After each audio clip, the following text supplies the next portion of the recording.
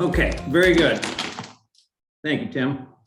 Good evening, everybody. Today is September 14th. This is the time in 2021. This is the time and place set for the regular September meeting of the Royal Oak Planning Commission. First thing we'll do is we'll call the roll once again because we're on Zoom. Please, we'll go around, state your name and your location. We'll start with Commissioner Douglas. Charlene Douglas here in Royal Oak. Mr. Gantina. Woody Gantina in Royal Oak. Mr. Mayor. Mayor Mike Fournier here in Royal Oak. Mr. Curtis. Paul Curtis in Royal Oak, Michigan. Ms. Beakey. Ann Beakey in Royal Oak, Michigan. All right, and then I've just been informed Eric Klooster will not be here. I'm Gary Casada. I'm also in Royal Oak. And we will begin with I think we had an approval of a minutes issue last time. We had an adjustment and revised the minutes. So let's take a look at that. Is that correct, Tim? We've got two sets of minutes here.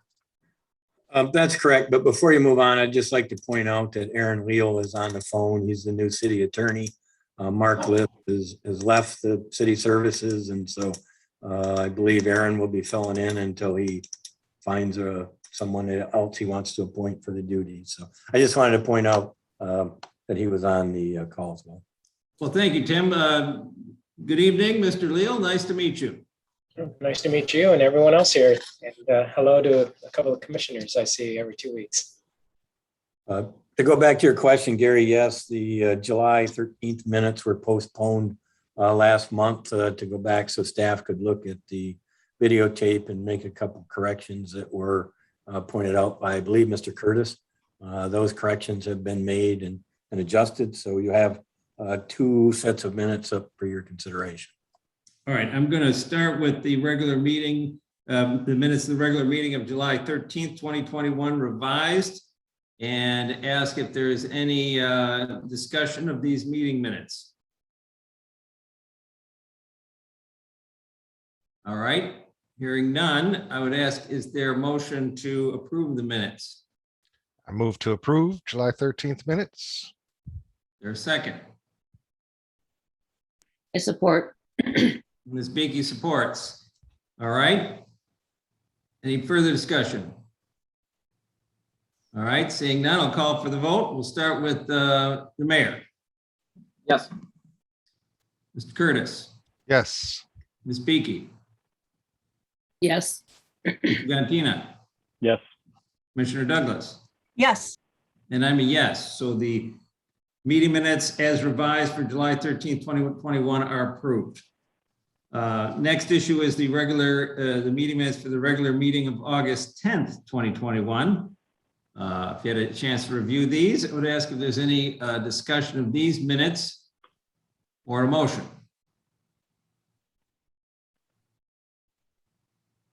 All right, I see Commissioner Douglas.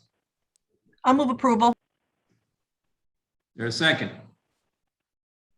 I can second. Second by Mr. Gantina. Any further discussion of the August 10th meeting minutes? All right, seeing none, I'll call for the vote. We'll start with Commissioner Douglas. Yes. Mr. Gantina. Yes. Ms. Beakey.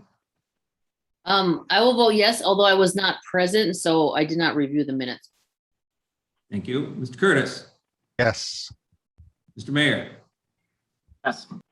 All right, now I'm a yes. So the meeting minutes for the regular meeting of August 10th, 2021 are approved. Before we go on to the next subject, which is public comment on non-agenda items, I would ask, I forgot to do this, is there any additions to the agenda that any of the commissioners wish to propose?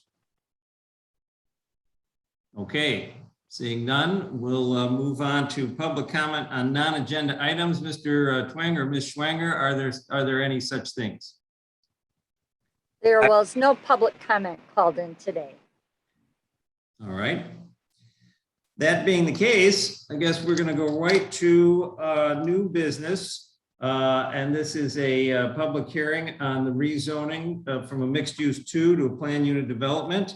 This is SP 21-09-14, and the location is 230 East Harrison Avenue. Mr. Twing, will you give us a preview? Sure, I'll give you a quick overview. The site is on the southeast corner of East Harrison and Delaware Avenue. As you indicated, the petitioner is proposing to change the zoning from the current zoning mixed use to a planned unit development. They are proposing to demolish the existing office building and construct a 51-foot high multifamily building with 32 dwelling units. Off-street parking would be provided on the ground level. The second, third level would have 16 dwelling units each. There is a partial fourth rooftop level that includes an indoor lounge as well as an outdoor deck for tenants, along with 110 solar panels and approximately 2,600 square feet of a green roof area. The northwest corner of the building, as we indicated, and you'll see on the first floor plan, has some tenant lobby space in the entrance, the ground floor, basically up at the corner of Harrison and Delaware. The rest of the building frontage on the ground level along both streets, Delaware and Harrison, are off-street parking, basically behind brick veneer walls and openings that are covered with metal screening. To run through some of the requested deviations on the layout of the plan, the building does encroach into the 10-foot required triangle setback at the intersections, both at the northwest corner of the building as well as the south edge of the driveway entrance off of Delaware Avenue. Primarily in that case is where the refuge room extends out into the setback. Secondly, the building facade height to width ratio is exceeded.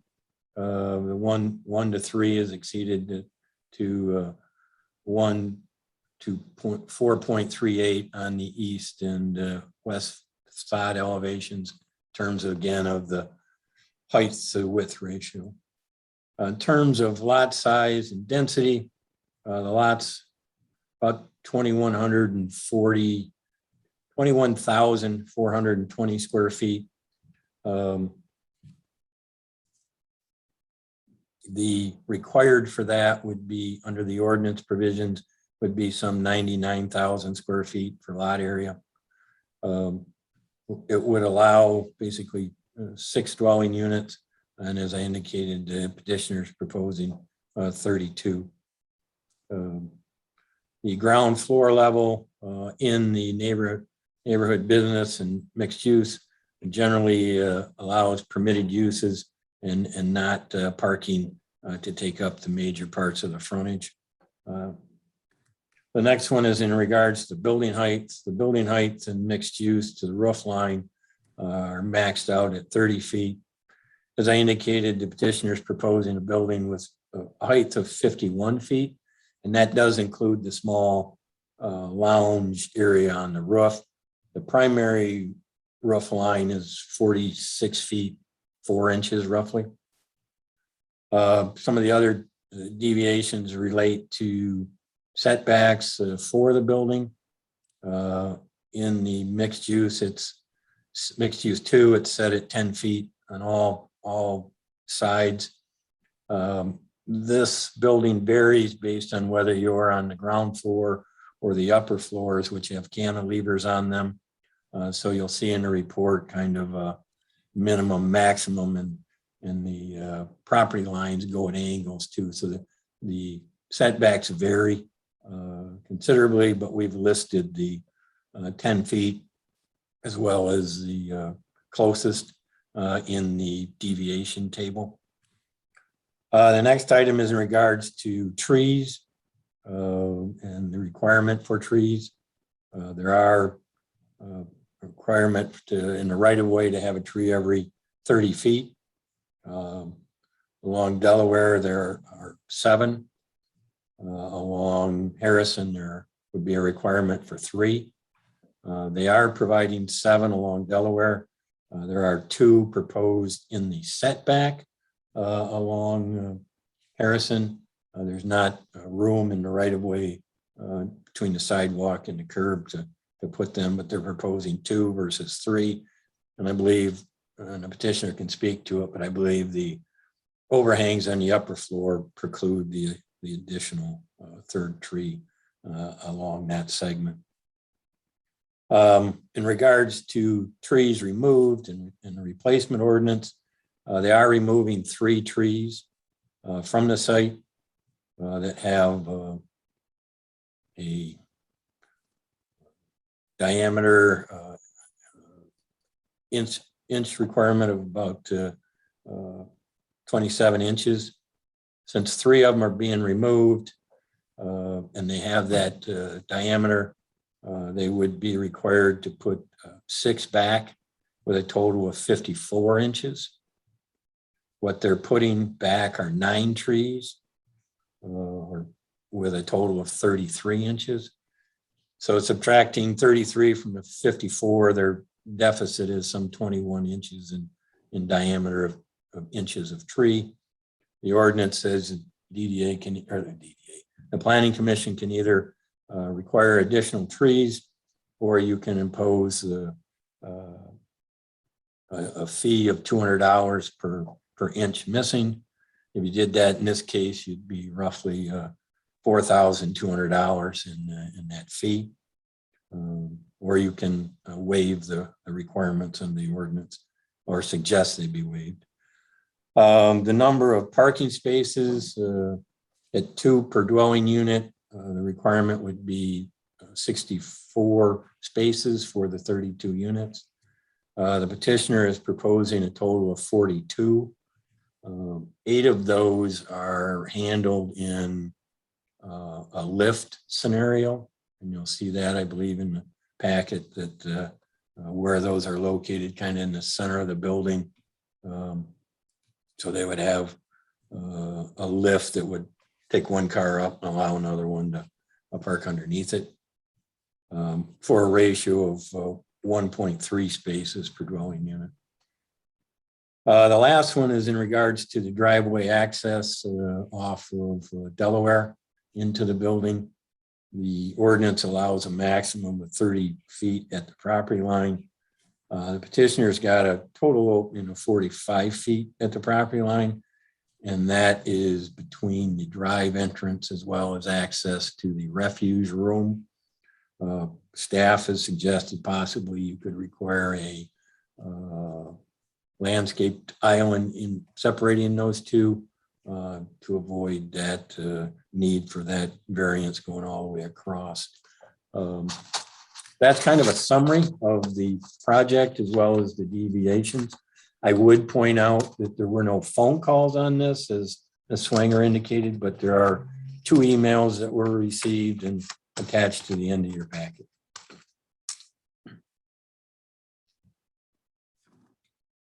All right, thank you.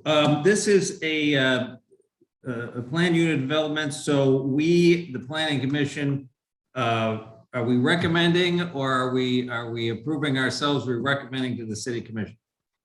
This is a request to rezone, so it is a recommendation to the City Commission. Okay. Very good. Just a quick question, Mr. Twing. It's mentioned in the report here that there is a residential zone within 150 feet. I assume that that's the house to the east of the commercial building on Parent. I believe we've outlined that, yes. Okay, so that's the only one though. Because the rest of it, I think they're mixed use too, right? Yeah, predominantly around it. All right. Any questions for Mr. Twing from the Planning Commission? All right. And it appears that the petitioners are here. And I would ask them to come forward, unmute yourself, or have Ms. Schwanger unmute you, and please present us your project. Explain to us why we should grant you the relief you're requesting, and please address some of the issues here that Mr. Twing has outlined. Please proceed. There you go. Good evening, members of the Planning Commission. Thank you very much for hearing our proposed development. My name is Gabe Rubin. I am the principal of Royal Oak Development Company. Alongside me is Brian Howard, with the principal of HF Architecture based in Royal Oak. Brian and I have been working on developing this concept that is before you tonight for the past year and a half. We've spent a lot of time and energy coming up with various different scenarios and concepts, and we feel that what we have brought to you tonight is the best and best use of the property. I purchased the property about 3 years ago, and before purchasing the property, I was informed by the previous owner that it was contaminated, and I did some due diligence and discovered that there was in fact an opportunity for me to utilize the state of Michigan funds from the bottle return fund to clean up the site. The prior use, I think in the 1950s, was the former Oakland Wayne County petroleum storage site. So this site was very, very dirty. Through Eagle, which was formerly the MDQ, I was able to secure over $1 million to clean up the site. And that cleanup occurred last year, where they excavated down to about, I think, 16 or 17 feet. And it was a month-long process that, they removed all the contaminated soil. They discovered 3 or 4 storage tanks that were not discovered using their ground penetrating radar system. And so in summary, it was a very dirty site. We were able to clean it up, and I'm working with Eagle now to secure additional funds for when the existing building is demolished. That part of the property was not cleaned up. That's the only part of the property that was not cleaned up. So I'm working with Eagle now to get a commitment from them to clean up that part of the site when we actually do demolish that existing building. So thank you once again for hearing our proposed development. I'd like to now turn it over to Brian Howard to answer any questions and kind of give you an overview summary of our proposed development. Good evening. So as Gabe stated, we've been working on this project, and we've went back and forth on what's the best use of this site. And what we ultimately determined was, with the Metro Loft building, with Station 3 building that are currently there, we felt that this type of building, both in height and length, kind of created this triangle. It really created this nice final piece to what appears to be, a very beautiful streetscape. Now that Delaware has been redone, we feel that this building really complements what has been started by both Metro Lofts as well as Station 3 building. We also think it's a nice gateway as you come down Harrison and or Parent as a facade as you extend into kind of that east side of Royal Oak, southeast Royal Oak. Tim did mention that we are proposing 32 units, 16 units per floor. We also are proposing quite a large, extensive rooftop deck that will be for tenants only. We're actually proposing up there 2 golf simulator for year-round use of that lounge area up there. So it's not just going to be for summer or nice weather. But again, it's tenants only that will have access to that. The tenant space on the ground floor, again, is also similar to the idea of the rooftop deck, albeit on the first floor. Tim also mentioned, a few of the things that are unique to this particular project, which are our ground level parking. We have screened it from the street, so you don't feel it as a parking area or parking level. We have openings, but we are screening those openings, and most of those openings actually are higher than the actual car itself. The other thing is we're doing is Gabe and I really did a lot of research on the idea of what if people have 2 cars. And the idea of the lift concept is not for 2 units that would have 1 car over each other, but be 1 unit that would have 1 car over each other.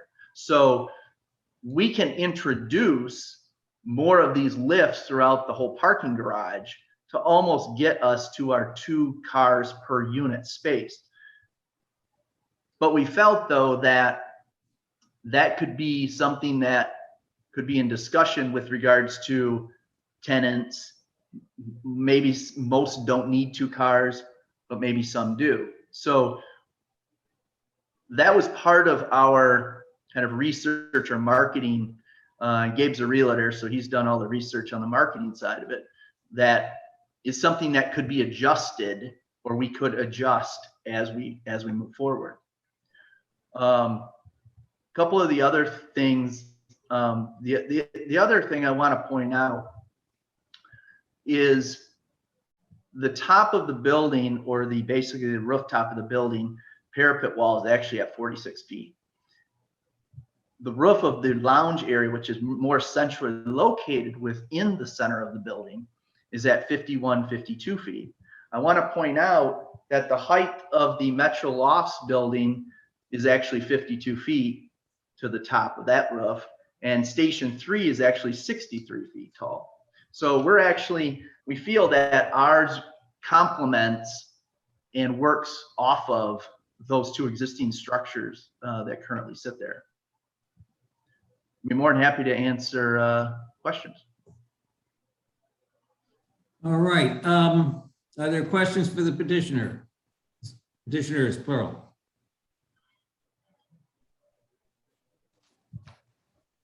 Mr. Grantina. You're on mute there, Mr. Grantina. Yep, I'll eventually figure it out. So I had a question regarding the parking garage. If I missed it, I apologize. I didn't see anywhere indicated on there any areas for bike parking. I do appreciate the parking ratio that is there. I do think that we need to look at lower parking requirements for these buildings. So I'm okay with the parking ratio that's been proposed. But on the flip side of that, I think part of it is because we just currently have different mobility options. We may have more bicyclists than vehicle drivers, but I don't see any provisions for bike parking there. Is there an opportunity to include bike parking within the layout that you currently have? Yeah, there's actually, we are showing some outdoor bike racks, but I think what you're getting at are more secure type bike areas that people would feel safe leaving their bike at versus outside, out near the front door. There is absolutely an opportunity for us to include some indoor or interior sealed or secure areas for bike storage. Yeah, and I apologize. I meant bicycle lockers, not bike parking, but you did clarify it. So, all right. Okay, that so answers the yeah, question. so again, another way to accomplish that is, and this, the package that you currently have doesn't show the lower level, but there is actually a basement level underneath kind of that main tenant space. And underneath the lobby area is a basement area. That is where we actually were going to propose doing some storage lockers, which people could put bikes in. And also the idea was just to create small little cages for each 32 units down there. So that partially answers my next question then, which was, if there is excavation on the site that has not been remediated, did that give you an opportunity for undergrounding some of the parking, thereby freeing up some of the parking that's on grade? But it sounds like there is some subterranean space there, and you are at least amenable to putting some bike lockers down there. So, Yeah. okay, that's all the questions I have right now. We were honestly trying to get steer clear of a 2-level parking deck. It really wasn't, you know, this is kind of a tight site, and a ramp really wasn't going to work. And as you know, I'm now involved in another project where we have a car elevator, which is great, except it works for 48 units. It doesn't work for 32 units. All right, other questions for the petitioners? Commissioner Douglas. Thank you, Chair. You are seeking setback variances on all sides and asking for to not have to install the 10-foot triangular setback, certainly on the northwest corner of the building, if not also the driveway side.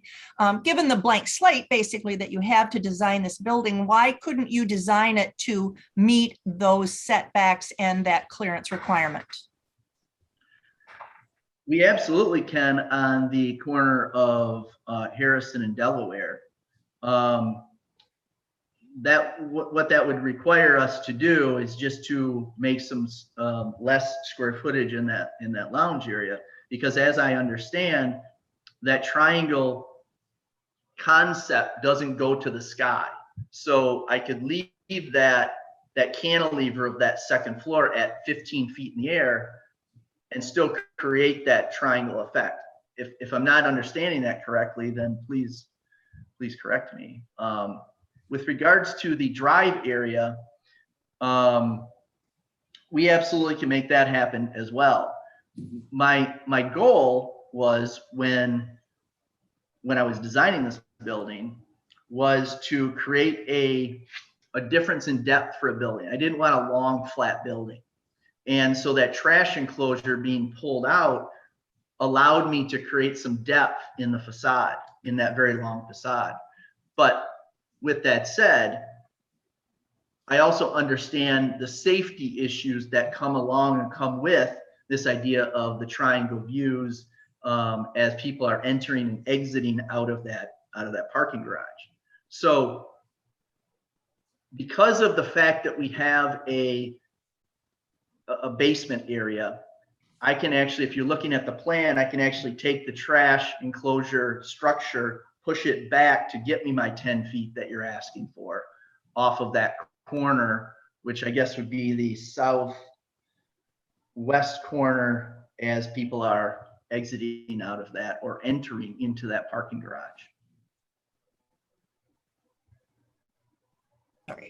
Okay, so but what about the setback question? Well, with regards to the setback question, all that was somewhat dictated by the fact that, again, I was trying to work in as much parking on that ground level as possible, which if you notice on the site plan and on A101, we have property lines that are not square.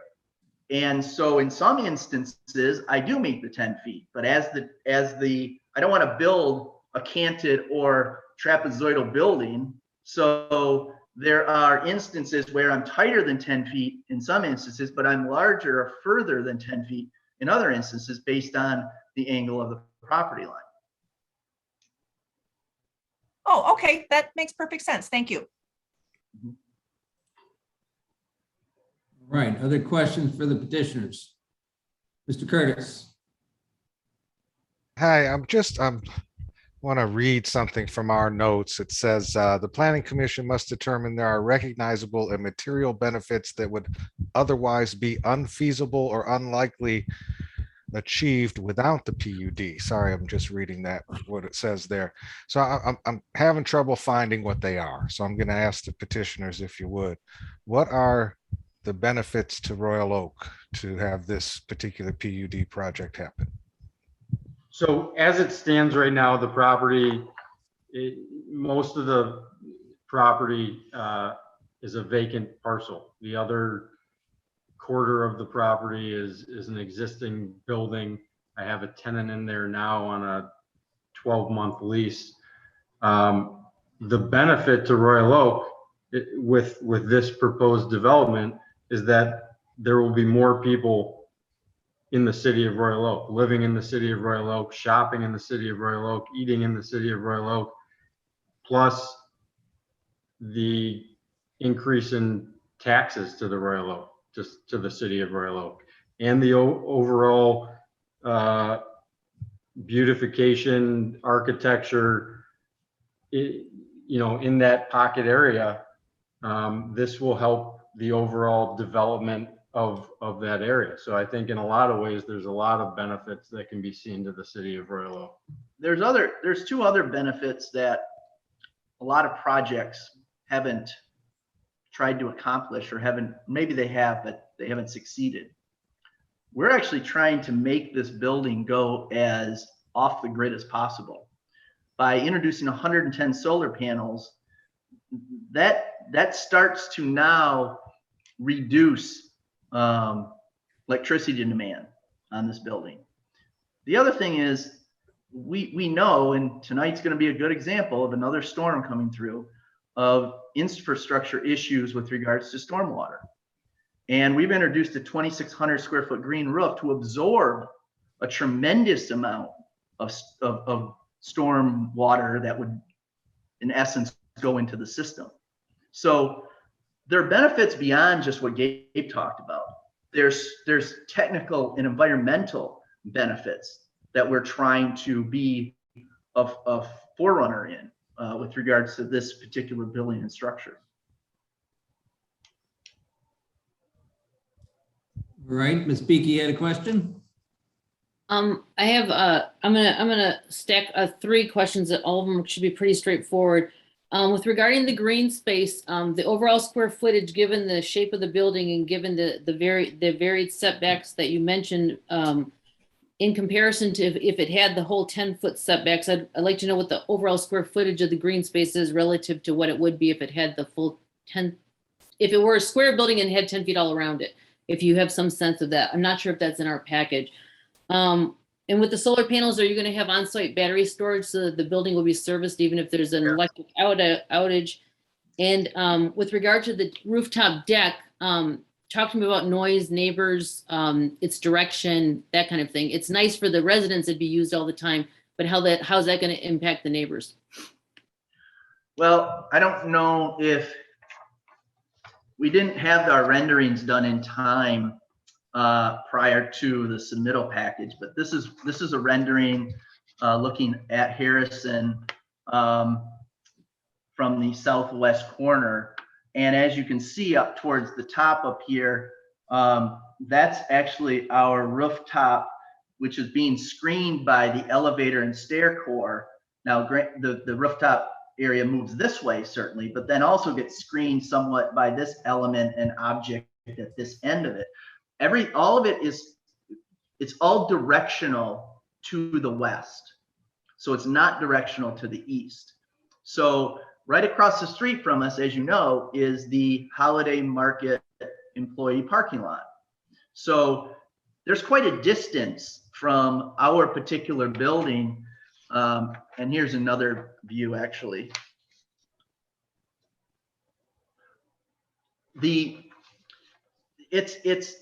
It's one of those things where, yes, you're correct. It is great for the tenants, and we would probably, now how do we enforce this? But we probably limit hours up on that rooftop deck. I'm not sure how we enforce that, but that was kind of the concept behind the rooftop deck was to, again, give recreational space to the tenants, but also to be good neighbors too. So we are conscious of that, and we do feel that, we hope. I don't know if the Harrison has an issue with that at all with their rooftop deck, because they're actually closer to houses than we are. So I'd be curious to know if they've had any complaints with regards to noise. To answer your first question, that is quite a calculation that'd have to be done. I'm not sure what the answer is to that question with regards to how much more open space would we have based on keeping 10-foot setbacks. If I had to tell you a number right now, I'd say maybe 1,000 square feet.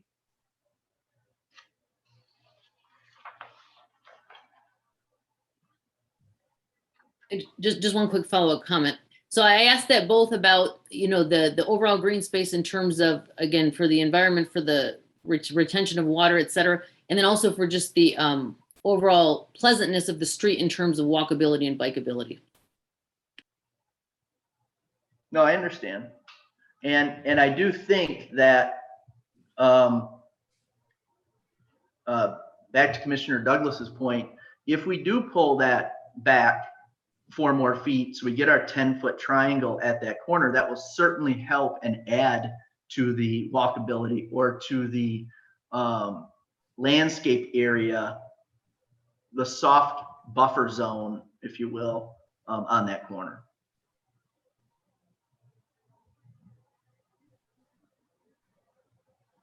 All right. Ms. Beaky, any other follow-ups there? I see Mr. Gantina has a question. Go ahead.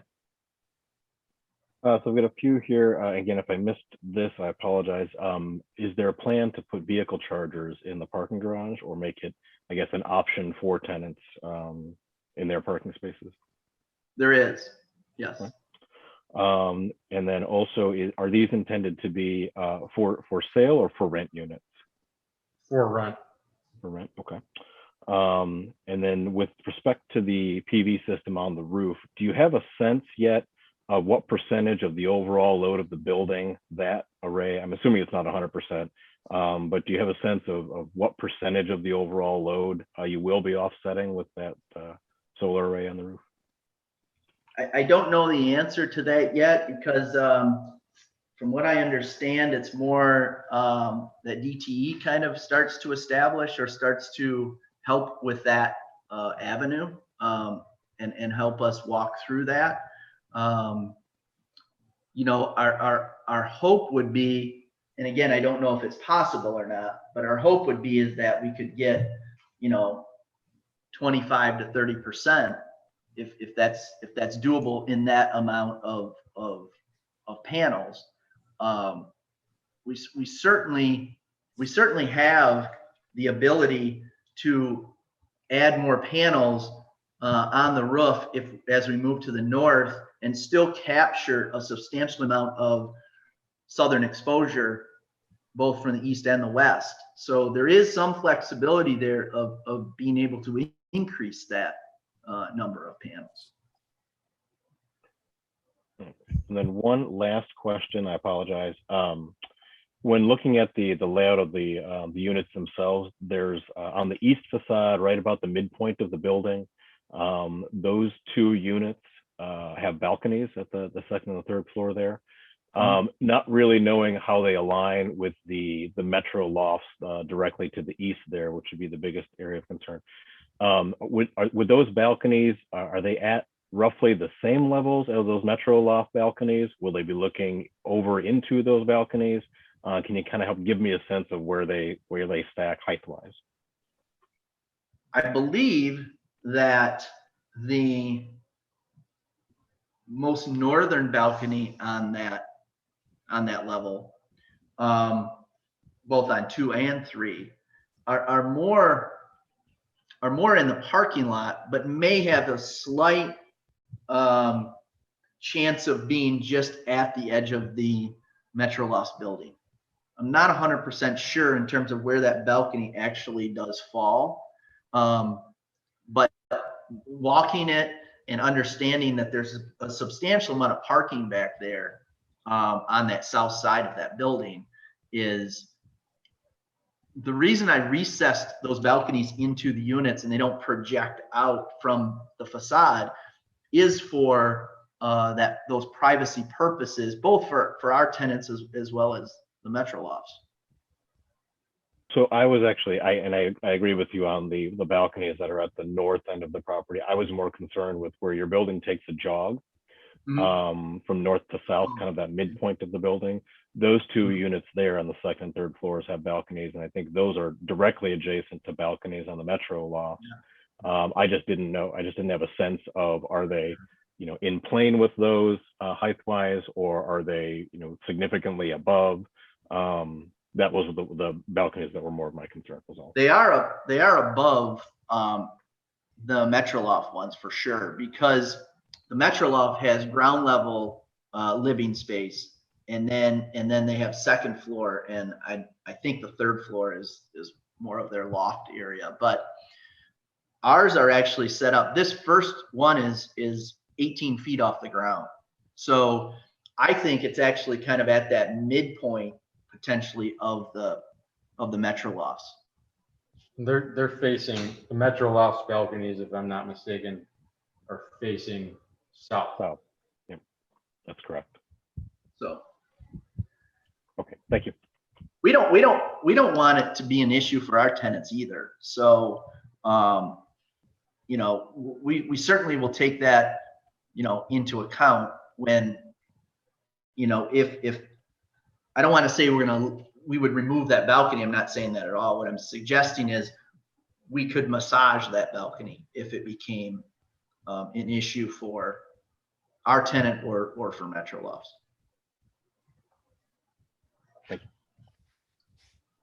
All right. Mr. Curtis, did you have your hand up? Yeah, I was going to ask the question. Our petitioners probably researched rental prices. What are the ranges here with these units? I mean, we're a long ways from building, so the market could definitely change. But based on the current market, I mean, there's rental units that have rental rates as high as $3.50. I mean, it's kind of all over the board. The smaller units tend to have higher rental rates. How big is a smaller unit in this? Yeah, the smallest unit that we have is 730 square feet up to 1,200 square feet units. Thanks.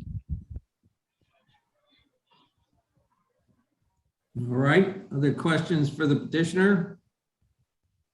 Okay, I have a couple.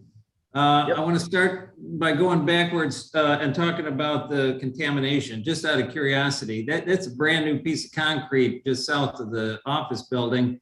Has the area underneath the concrete, in the new concrete, is that needing to be remediated, or has that already been remediated?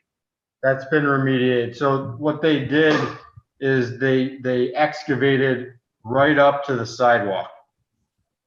The sidewalk that goes that is directly south of the entrance off the parking lot. They excavated right up to the parking lot, or to the sidewalk.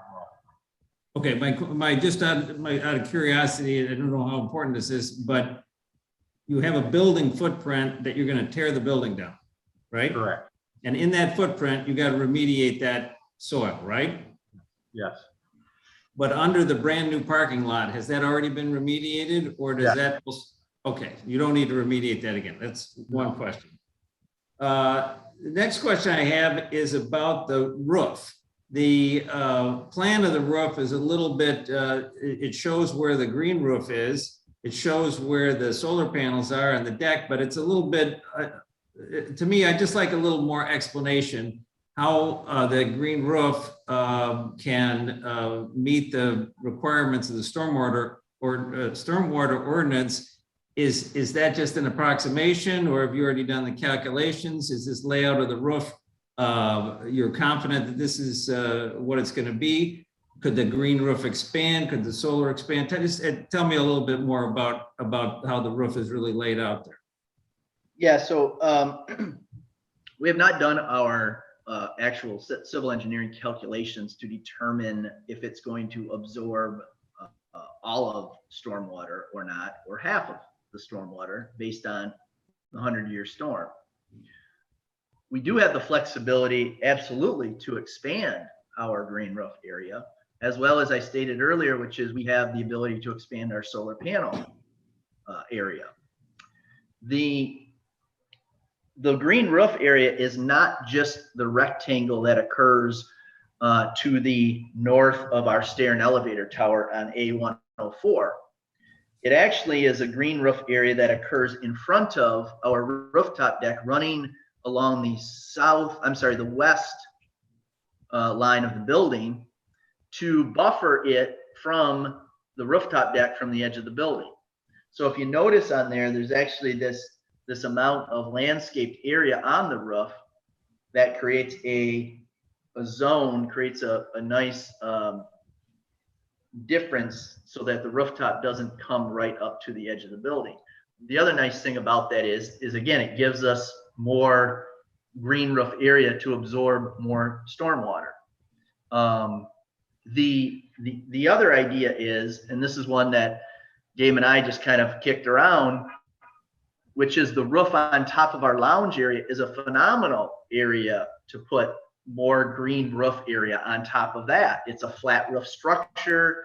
You would actually see it from down below, similar to Ferndale's library, where you see the green roof on the curved roof at Ferndale. So it'd be great. Our notion is, and our idea is, to maximize the amount of green roof area we possibly can get to ultimately not have any stormwater go into the infrastructure. All right. And you don't foresee having to do underground, or do you? We hope not, to be honest with you. Underground stormwater? Yeah.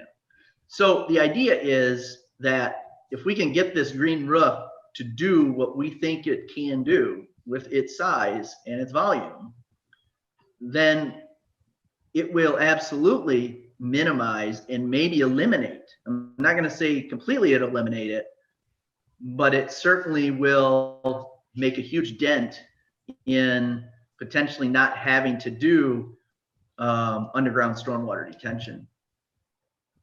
All right. I was going to bring up the fact that you didn't have any renderings, but apparently you do have them. You just didn't. I didn't get them in time. Yeah. So now that you have those, can you explain to us what kind of materials you're talking about here? Sure. So this building, yeah. So this building is going to be, we're using sustainable materials throughout this building. The white that you see kind of up here and wrapping around is actually going to be what's called an eco-friendly stucco. So it's not a plaster type stucco. It's actually a synthetic type product that that's actually the color throughout it, but it doesn't go up like your standard stucco does, where you're having to use cement and plaster and you're troweling it on. This is done with another type of system. And they're not talking about an EFIS type product. I'm not talking about a 1/4 inch thick, stuff that's just going to start flaking off of a building. This is actually adhered into the substrate of the actual structure underneath it. So, and it is a sustainable material. And the other material, we have two materials. We have a lighter gray brick that we're proposing, a little bit what we call an oversized brick, which is the same brick, not color, but size, that has been used on both the Metro lofts as well as the Station 3 building. So again, we're picking up some cues from those two particular buildings, but trying to do it in a little bit more of a unique and more sustainable way.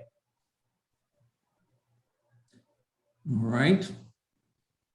Another question, and then I'll be quiet. The lifts, we've had more than one project come in here and people have said, oh, developers have said, okay, well, if we need to put these car lifts in, we can put the car lifts in. I am myself unaware of that being utilized in town or anywhere. Can you tell us, have you experienced now with using these lifts in a complex like this? I have not. Where kind of where this came from was I believe Billings has something similar to this idea. I know But they again, I proposed it. Do you know if they did it? I'm just curious. I don't know. I wasn't their architect, so I don't know if they put them in or not. Okay. We feel though that if it's a lift for one particular unit and there's two cars in that unit, then we feel that they will be utilized and they would be used. Certainly, they're not going to be used in a concept where some guy's got to move his car out, some other guy's got to drop his car down and then pull out. There's no way that conceptually is going to work. Your idea is that these would be controlled by the renters in that unit. Correct. I mean, yes, that's. But again, you're right though. I don't know. I haven't done one yet. Okay, that's what I was looking for. Just I'd like somebody, if it was possible, to tell me what the experience has been. But that's okay if you don't have that experience. All right. Any other questions for the petitioner? All right. This is a public hearing, so we would look for public comment. But did I understand from Ms. Schwanger that there is no public comment on at all, or what about this project? That is correct, Chairperson Casada and members of the Planning Commission. There was no public comment at all called in today. All right. Very well. Gary, I would point out you did get 2 emails that are attached to the end of the packet. All right, appreciate that. All right, so at this point, we'll bring this discussion back to the commissioner side of the table for further discussion, motion, additional questions from Mr. Twing or the petitioners.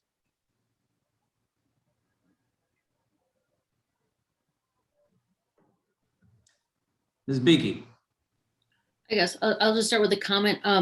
Overall, there are a lot of features in this building I really appreciate and like. Everything in line with looking to make the building more eco-friendly, including the stacked parking, and the green roof feature, et cetera, and the materials discussion. We didn't talk about insulation. I would hope that would exceed the state of Michigan's abysmal requirements as well, given the ecological features. But I'm a little bit still concerned about the size for the location and for the request for the variance in size. So that's where I kind of am right now as far as thinking this through. All right, thank you. But may I ask, what do you mean by size? Could you expand on that, Ms. Beakey? Both the issue of the setbacks as well as the request for variance that it's, I think it's from 22,000 to 99,000. So even with a maximum bonus, it's quite a bit larger than we currently have in our zoning. And so I think it's a little bit, it's quite large. It's quite a big request in terms of approval for the difference relative to some of the other ones in the neighborhood even. Okay, thanks. All right, other comments?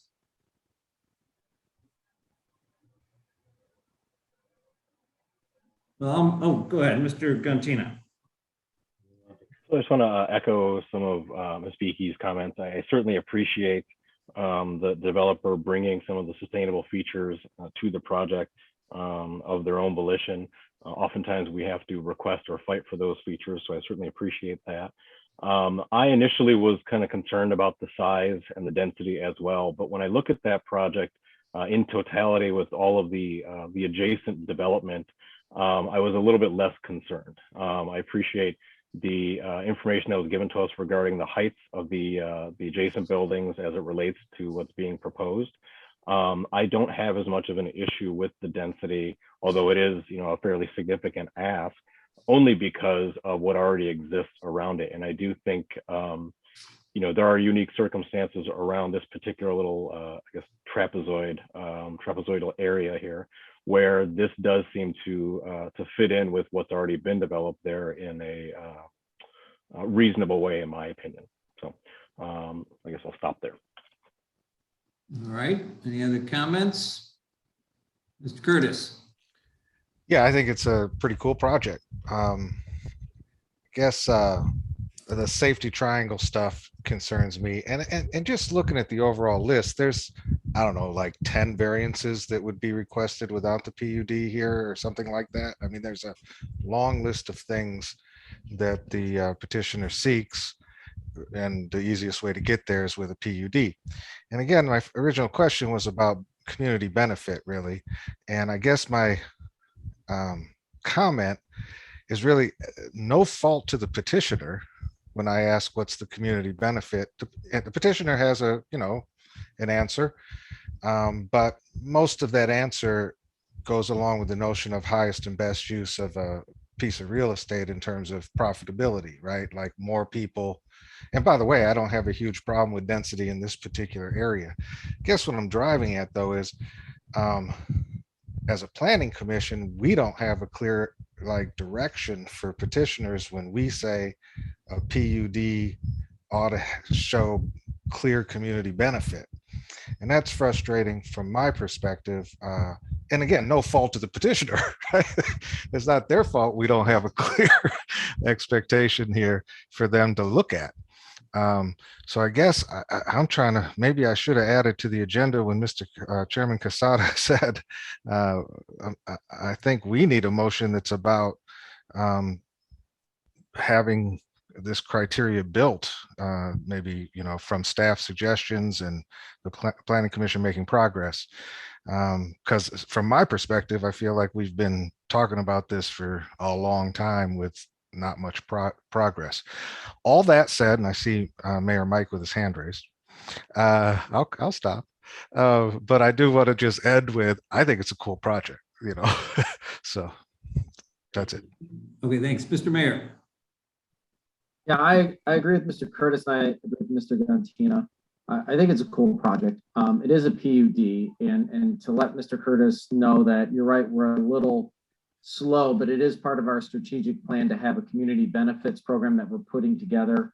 So when we do have unique projects like this that, and variances are granted, and sometimes they're granted given the unique circumstances, and sometimes they're granted because there is a direct and, benefit to the community that we can articulate in that statement. And we, in the past, we, pushed for environmentally sustainable features in the building, lead attributes, things of that nature. And I think that's definitely on there. Other things that we've looked at, and Mr. Curtis kind of hinted at it earlier, we have a attainable housing issue right now in Royal Oak.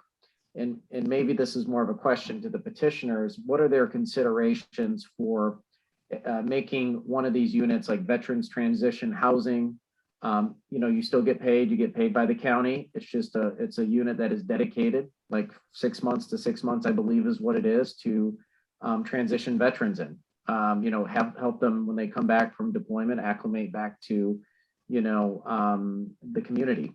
Other things that, would really be under my consideration if you're open to volunteers is taking vouchers. We have a lot of people that work really hard in our downtown, let's say as an example, and, they are the manager at a restaurant or whatever, or they're a line cook or a server, and, they make okay money, but not enough to be able to afford units in the town that they work in. And so, there are programs out there, that you can, if you wanted, when this gets to the city commission, that you can volunteer and say, hey, we've looked into these certificate programs, we're totally on board. That don't compromise your financial position totally, but bring a significant benefit to the community, because we do have a housing gap issue right now. We want a community that is made up of everyone. That's how a healthy society and a healthy economy works. So those things I think are really relevant to me. When we look at this, when I look at this as a commissioner, as a planning commissioner, I'm looking at other things right now. But I want that to be maybe, be thoughtful about that when this comes to the commission table. Oh, I think that's a great idea. Yeah, I think Gabe would be all on board with those concepts for Absolutely. sure. I mean, the idea is that we kind of gave ourselves an opportunity for smaller type units. I don't want to say the lesser of great views, but some units have better views than others. And I'm not saying that that's where you put a veteran, for instance, but what I'm suggesting is I think as a catalyst, as a project that really starts to now turn the corner and starts to offer some of those things, now other people hopefully would come on board with that concept. I think you could really set an example, and I think these are all great things. I mean, at the end of the day, you want good tenants, and you want people. You built this project, obviously, but you can tell a lot of passion went into the design, a lot of passion went into the thinking, and I just sense from you guys that there's more to what you're trying to accomplish here. And at the end, we don't bring our paychecks to our graves; we bring the things we did for others. And I think we would love to do something like that. Both your ideas are awesome, and we'd love to incorporate that into the project for sure. Great, thank you so much. Mr. Gantina, you had your hand up. Yes, and I apologize, I'm speaking a lot this evening, but I think there's a lot of important things that need to be said and sort of entered into the record. If I could be so bold, I know the applicant didn't mention these things, but I think from a community benefit perspective, there's many items here that actually do provide a community benefit, from the remediation of a brownfield site to putting a vacant piece of property back on the tax rolls. The unit sizes do help meet a missing middle unit size. So the mayor had mentioned some of the housing gap issues that we have here. I believe that the unit sizes here do help to meet that from a size perspective. And then from a sustainability perspective, the green roof, while I'm not sure that it will satisfy all of their stormwater requirements, it will satisfy some. And having some green roof on there is certainly better than not. And then of course the PV system on the roof, to whatever extent it is able to offset the electrical load of the building, that's that much less energy that's having to be produced in a carbon emitting way. So from my perspective, there's many elements of the project that do in fact provide a community benefit, but it is a little bit harder for an applicant, to Mr. Curtis's statement, to quantify it in the way that I just did, because we don't really have that specific list that they can sort of check off and highlight what they've included. But I'm definitely going to be in favor of the project, because I do think what they've done, they did a good job creating what they brought before us today, in my opinion. Thank you. All right, thank you. And any other comments, questions, or a motion? Ms. Beakey? You're on mute, Ms. Beakey. I apologize. A brief comment. In this context of both the benefits and also in different meetings and on different topics I talk about in Royal Oak, and again, sometimes it's a struggle in Michigan because of state regulations to have demonstrations of some of these technologies that we want to start proving are useful and to encourage other people to use. And so the ones you've noted, I appreciate. And if there's others, as you go on with modifying this through the process, I think keep that in mind, because I think we need owners and architects and developers to push this forward, because a lot of times as a city, we don't even have the right to put some of these ordinances into effect as people do in other states. So I do appreciate those efforts in that direction.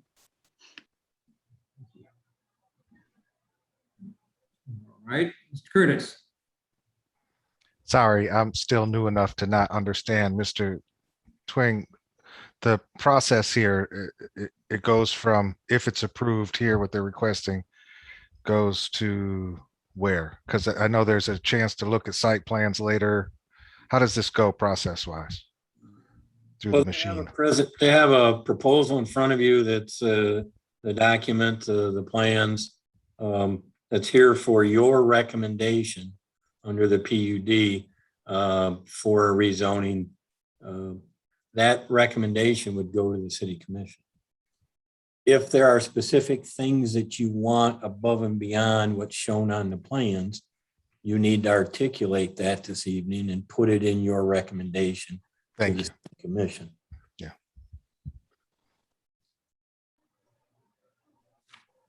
All right, or, right, just to be clear, we can put it in the recommendation, we can approve the site plan, put it in the recommendation, or we can ask them to come back.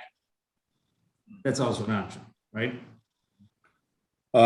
Yeah, you can do it as a preliminary site plan and have it brought back for your consideration. Okay, you were kind enough to provide us a whole list of things we can address here in your Right. staff report here, but, Right. all right. Very good. Other comments, questions, motion?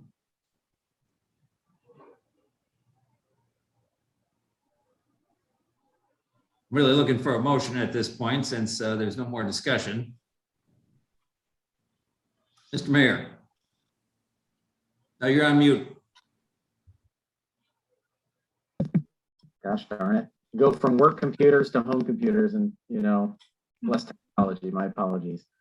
And I hope this doesn't create much consternation for folks, but, and maybe the motion is what I'm going to add to it might not have a lot of teeth, but, I want to move, I don't want to say approval, but move forward with recommendation to the city commission for approval with the condition that the petitioners think about, and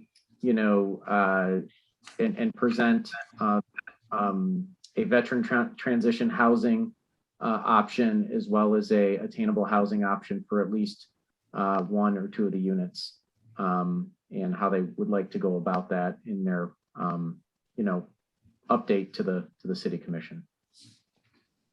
All right, thank you. That ties into just another, I have a question for the petitioner. I assume I know the answer to this, but one of the requirements is in order for the PUD to be approved, the development has to be under a single ownership and control. I assume part of that is to assure that somebody can be held accountable to follow through on these things. So the question of petitioner, is this a single ownership and control project?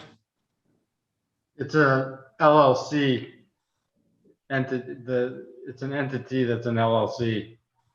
Okay. One LLC that owns the project and controls the development of the project.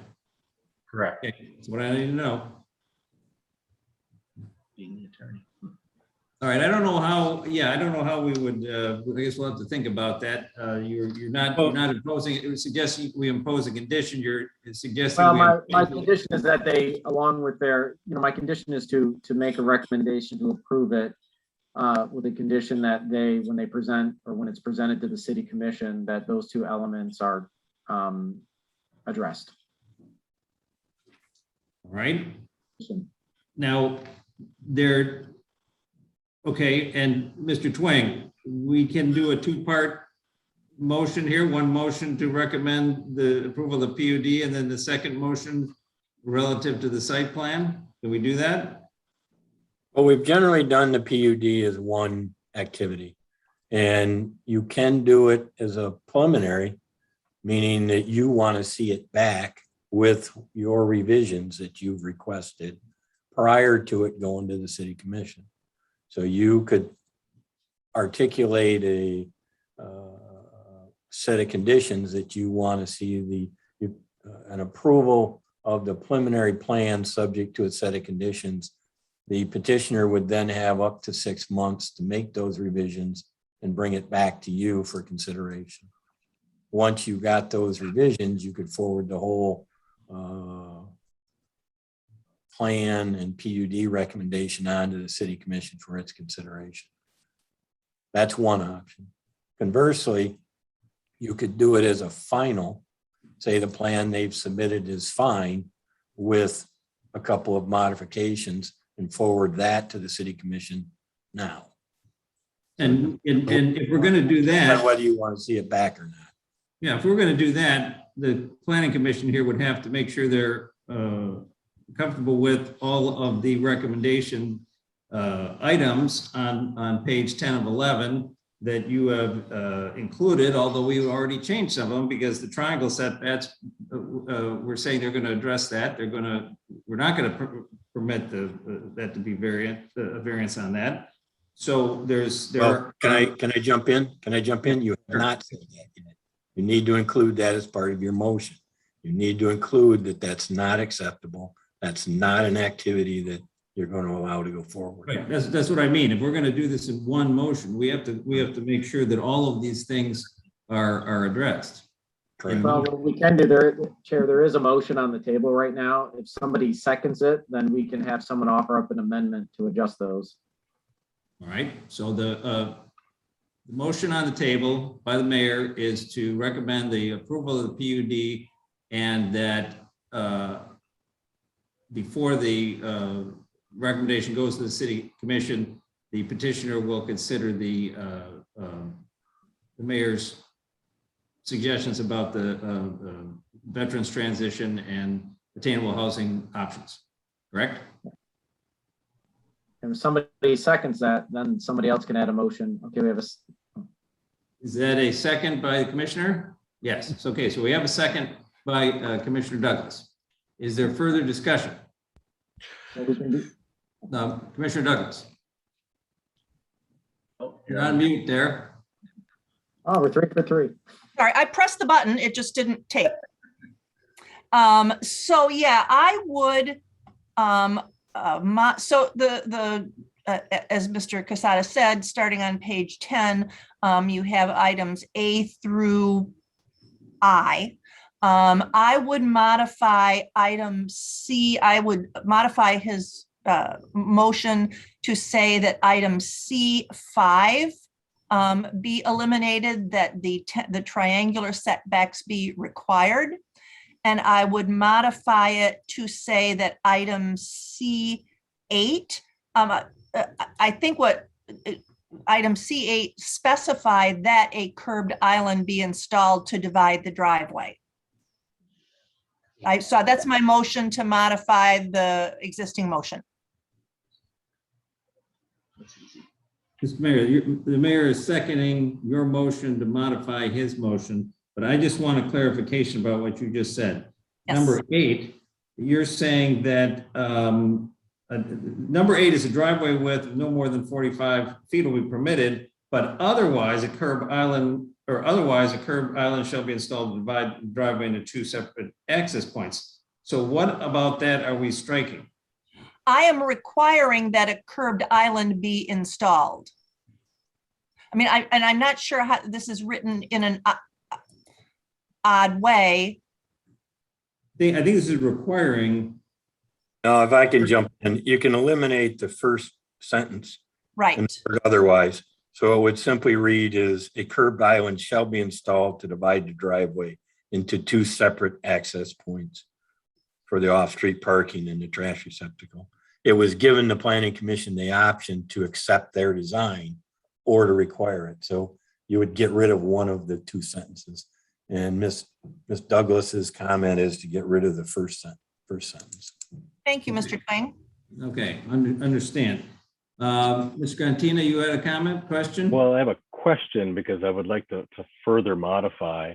So I'll ask the question based on what I'd like to add, and that be a requirement based on staff's view of the bicycle lockers in the subterranean storage area or subgrade storage area. And then a requirement for electric vehicle chargers at a ratio as determined by staff. I would, since my motion hasn't been seconded yet and I'm still riffing here, I would add those conditions to my motion. Okay, it was seconded by the mayor, but that's okay. Oh. We can I don't know how to do that procedurally. I suppose you could withdraw your second and then you can revise your motion, I suppose. Sorry. Yep, I can withdraw, I guess, and she can modify. I'm sure. Okay. And before you, thank you, Mr. Mayor, but before you restate your motion, Commissioner Douglas, on page 10, paragraph A requires them to apply for a final PUD plan. Mr. Twing, is that necessary if we're going to approve this for recommended with our elaborate conditions on it? No, you're simply approving the final site, you're recommending a final site plan to the city commission with the conditions that you're now articulating. And just, I'll say it again, the planning commission does not need to follow these parliamentary rules. You're a small assembly body. You can simply modify your motion. You don't need to make a motion to modify a motion. Good. Now you sound like me. I agree with that. You simply need to articulate your motion. And if you want to modify it, you can modify it without going through those parliamentary steps. Good. I Not appreciate there it. for staff in the minutes anyways, so Okay. you So- don't need to do that, so. Okay, that's great. So thank you. So, but we don't need A if we're going to approve this with all these conditions. That's my point. So I guess I would suggest that if that's the case, then part of the motion would be to strike paragraph A, and you're only talking about B and C with the modifications of 5, 8, and then adding basically a 10 and 11, which is bike locks, bike lockers, and charging stations. I'm just sort of going over what's been said in front of us. What's been said in front of us is what we have was a motion to approve the PUD with the consideration of the housing considerations for the units, and then B, C, strike C5, modify C8, add C10, bike lockers in the subterranean area, and add charging stations at a ratio determined by staff. That is what I understood we've heard here. So Notes. Commissioner Douglas, is that your motion? Yes, it is. But I think item A, there's another purpose for item A. I mean, Mr. Twing will correct me on this, but I suspect that means with 6 months after city commission approval. And I do think we need to, comprehensively set a clock for when they submit a final review plan, right, Mr. Twing? No. No? No. The action by the planning commission is one of two, as I said before. You can approve a preliminary site plan and direct the petitioner to bring these items back to you within 6 months. That would be one action, and that would be item A. The motion that I've heard from the mayor initially and supported by Ms. Douglas was that you're recommending approval of a final site plan to the city commission for this PUD. So item A becomes a recommendation of the final site plan with the list of conditions. I stand corrected. Thank you. So, and again, I'll go back to was the original motion was from the mayor, supported by Commissioner Douglas, and with the revisions that Gary has listed, which are requiring that the 10-foot corner clearance be provided, and that the curb island be installed between the two driveways, that bike lockers be added, as well as electric vehicle charging stations. That's what I have as the motion in my notes. All right, and is that seconded by the mayor? You had seconded it. The original motion was made by the mayor and supported by Commissioner Douglas. And this is the motion to modify. Then we got into modifying it. And my point is you don't need to do that. If Tim is not about the Robert's rules and parliamentary procedures, and he and Aaron want to take the confidence in it, that's perfectly fine with the motion as Tim presented, as adopting it as my own, since it's on the table right now, with the modifications as presented by me and by as Tim just read them. All right. Or sorry. And that was seconded. And so we can move forward here and just real quick, Mr. Curtis, I want to make sure the record is clear. That's why one of the reasons I go through those things. I agree. I prefer not to use all the parliamentary devices if it's not necessary, but okay, Mr. Curtis. Yeah, sorry, there's so many words happening. The safety triangle was included in that amended motion, right? Okay, I just want to make sure. Yes. Yeah, thank you. I jumped the gun too soon and wasn't thinking as soon as it came out of my mouth. But with the other meetings I run, you can't take it back. All right, so is there discussion of this motion? Okay, I'll make a couple comments if you don't mind. First of all, I don't hear any peep out of the petitioner about anything we've just said. So I did hear the hands didn't go up. They didn't do this.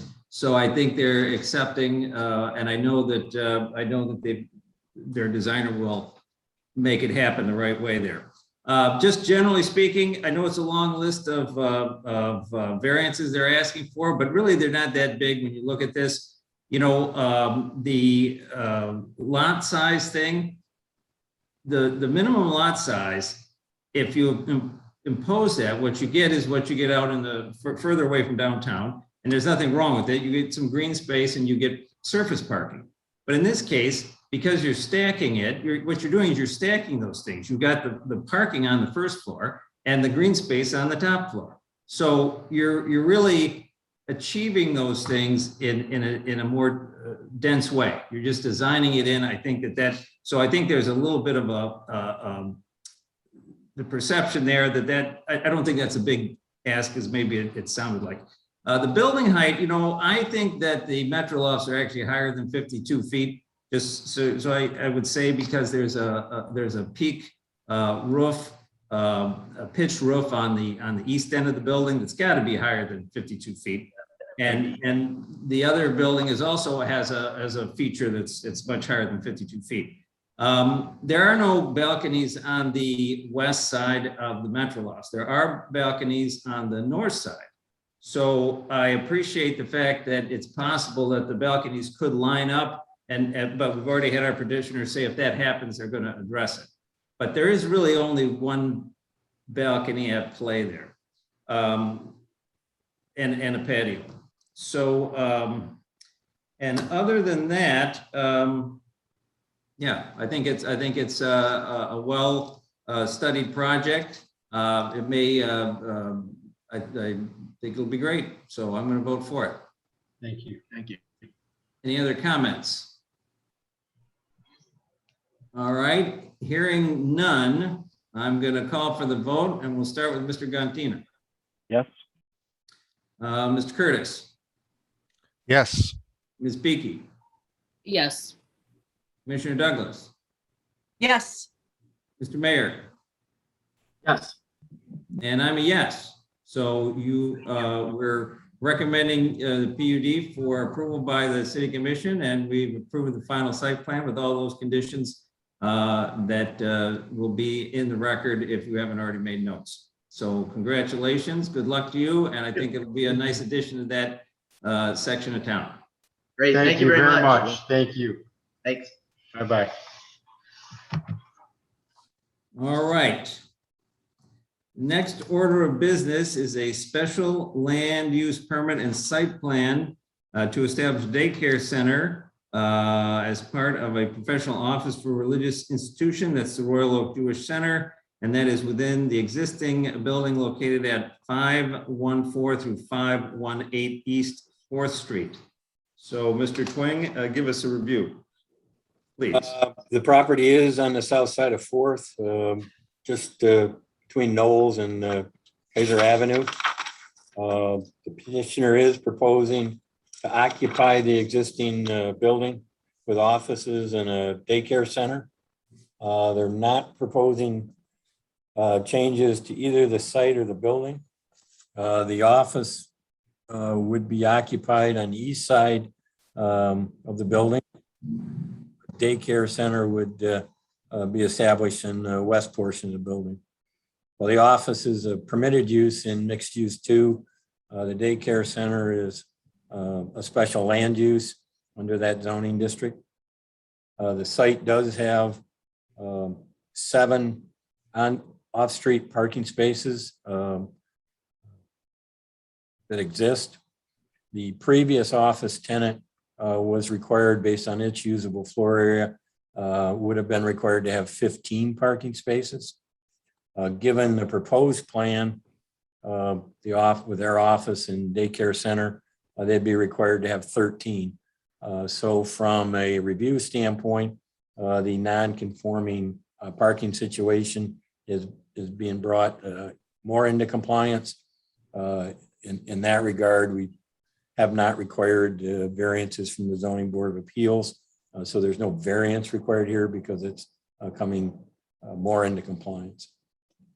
Daycare centers are required to provide an outdoor play area under the ordinance of at least 500 square feet.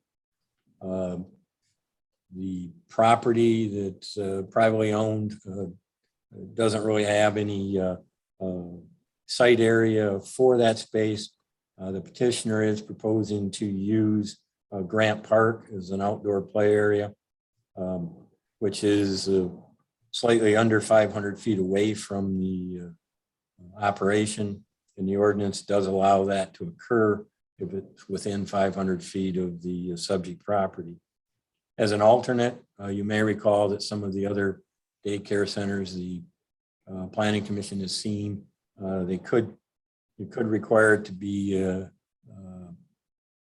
placed in the public alley that's not approved through a license agreement with the city commission if you wanted to see it right adjacent to the property involved. That's really the issue. The last item I would point out is, while the petitioner is not proposing many renovations, because it is a change of use under the building code, there may be some issues they have to deal with in terms of compliance with the building code as this goes forward. All right. It looks like the petitioners are here, I assume. Please come forward and tell us about your project and give us your presentation. I can start. My name is Zach Ostroff. I did the worked on the plans for the rabbi and the Chabad. Essentially, from an architectural perspective, it's a one-story building on a slab. It was actually in very good condition, and that's the reason for not doing any renovations or expansion of any sort at this time. They basically have more than enough space with the way that it's configured right now. It's about a 4,000 square foot, a little under 4,000 square foot building. And if you have any questions, I'm happy to answer. All right, are there questions for the petitioner? Either petitioner. Okay, I have a question right off the bat. And so currently this is being used as a daycare, yes? No, it was some sort of retail office space is what it currently is. But it's set up with the bathrooms. It's got a kitchenette. Works perfectly for the rabbi, and it's he's got a very small group right now that gathers. So this is more than enough space. There's no need to add additional at this point. All right, tell me why you wouldn't consider getting a license and using the area right behind the building like other projects of the same nature have done. It seems like it's right there. Tell us about that decision for the outdoor play area. So I could join here. Hi, I'm Moishi and Mushki. She's the director of the preschool. And so really the reason is because behind the building, it's not enough space. There is some space, but it's not big enough. And also because we planning to grow, hopefully, and then we're gonna have to move to another place. So we don't want to invest a lot of money in making a big change on the lot, and then we're gonna have to move to another place. And another reason that we have Grant Park, which our preschool is following the radio system, which meaning it's like a whole educational way that like very about the nature. So we like also the idea of like going to Grant Park, which is actually pretty close, like 2 minutes walk. And there's a lot of trees, very like much better than regular preschool auto space. All right, thank you. There are other questions for the petitioner?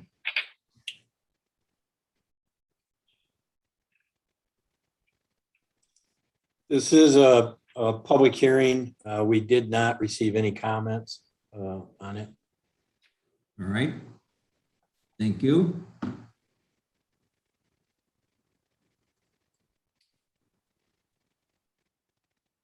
Commissioner Douglas. Yeah, I'd like to move approval of the special land use based on the conditions described in item 7 in the staff memo. All right, is there a second? Second. All right, so the first motion here is simply the approval of the special land use. Is there further discussion about this issue from the planning commissioners? Further questions from Mr. Twing or the petitioners? All right, seeing none, what, Ms. Beaky? No, I was just going to make one comment that I like the use of the building in this manner, and I also like the idea of the connection with the city park. Mr. Cantina. Well, I just have a question. If we need to specify in item 2, if we are approving 2A or 2B, or is the approval essentially allowing the applicant to make the choice of which one of those? Well, the site plan is a second motion after you deal with this one. Thank you. Mr. Mayor. Echo, I like the idea and the use of the public space as well. I mean, that's why we have parks here. We always tend to envision children using, this space and living. This is right almost in my backyard, right in my neighborhood, and I can't wait to see the enjoyment that these youngsters will have. And I mean, my only criticism is I wish this was here 10 years ago when my kids were little, but we can't build a time machine. It would have been really convenient. Maybe your grandchildren. So I think, and Moshe and Mushke, it's good to see you guys. I think this is going to be a good plan here. So I'm happy to change it, and then we'll get to the site plan after this. So just my comments. All right. Further discussion on the special land use motion. All right, not seeing any. I'm going to call for the vote. We'll start with Mr. Mayor. Yes. Commissioner Douglas. Yes. Ms. Beaky. Yes. Mr. Curtis. Yes. Mr. Cantina. Yes. And I'm a yes. So the special land use permit is approved, and now we'll move on to discuss the site plan. Mr. Twing, is there, would you like to address that last question there by Mr. Cantina? This is a either or, so we have to pick one, right? Right. You've got basically 9 suggested contingencies. The majority of them are standard contingencies. The first 2 are really the relevant ones in the sense of identifying how the alley is going to be used and maintained. The second one, it is a choice whether you do 2A or 2B. Okay. And what we heard from the petitioner is they would do 2A. Correct. Is there some discussion on this or a motion? Commissioner Douglas. Mr. Twing, so what are you saying about item number 1? That is, if we choose item 2A, does that make item number 1 moot? No, they still would have to tell us what's occurring in the alley. It's adjacent to their property. Is it going to, what shape is it in and how it's going to end up? Okay, That's partly so- why the suggestion was to use it, was to, there may be some upgrades that have to occur in it regardless. so I'm going to move approval of the site plan, and I'm going to choose item 2A and the other contingencies as specified. There's a second by Mr. Gantina. So the motion is to approve the site plan with the contingencies as listed, and on 2, it's 2A, and 2B is struck. Not to be. Be or not to be, yes. All right, that's the motion. And second by Mr. Gantina, if I recall correctly. All right, is there further discussion on this motion? All right, seeing none, I'm going to call for the vote. We'll start with Mr. Curtis. I vote yes, but I want people to be, just on that discussion Hamlet wise. So go ahead. Mr. Mayor, I vote yes. Ms. Beaky, Yes. Commissioner Douglas, Yes. and Mr. Gantina. Yes. And I'm a yes. So congratulations, you've been approved. The site plan has been approved with the contingencies. Good luck to you. We look forward to your activity in this regard, and we'll see you again. Thank you. Thank you so Thank much. you. Thank you for everything you do for the community. All right, the next order of business is special land use and site plan. This is SP 21-09-16. This is, the location is 4245 West 14 Mile. This is a petition to convert a former medical office into a veterinary office and hospital. Mr. Twing. That is correct. It is located on the south side of West 14 Mile, just east of Woodward Avenue. The petitioners are proposing to renovate an existing building that was previously a medical office building into a veterinary office and hospital. Such facilities in the office service zone are special land use. So that's why you have the special land use request as well as the site plan. Petitioners are proposing no changes to the building itself other than interior renovations. Other than the proposed elimination of two parking spaces along the public alley in order to install a refuge enclosure. There are no other changes proposed on the site plan as far as physical improvements. They are proposing some landscape enhancements along 14 Mile Road.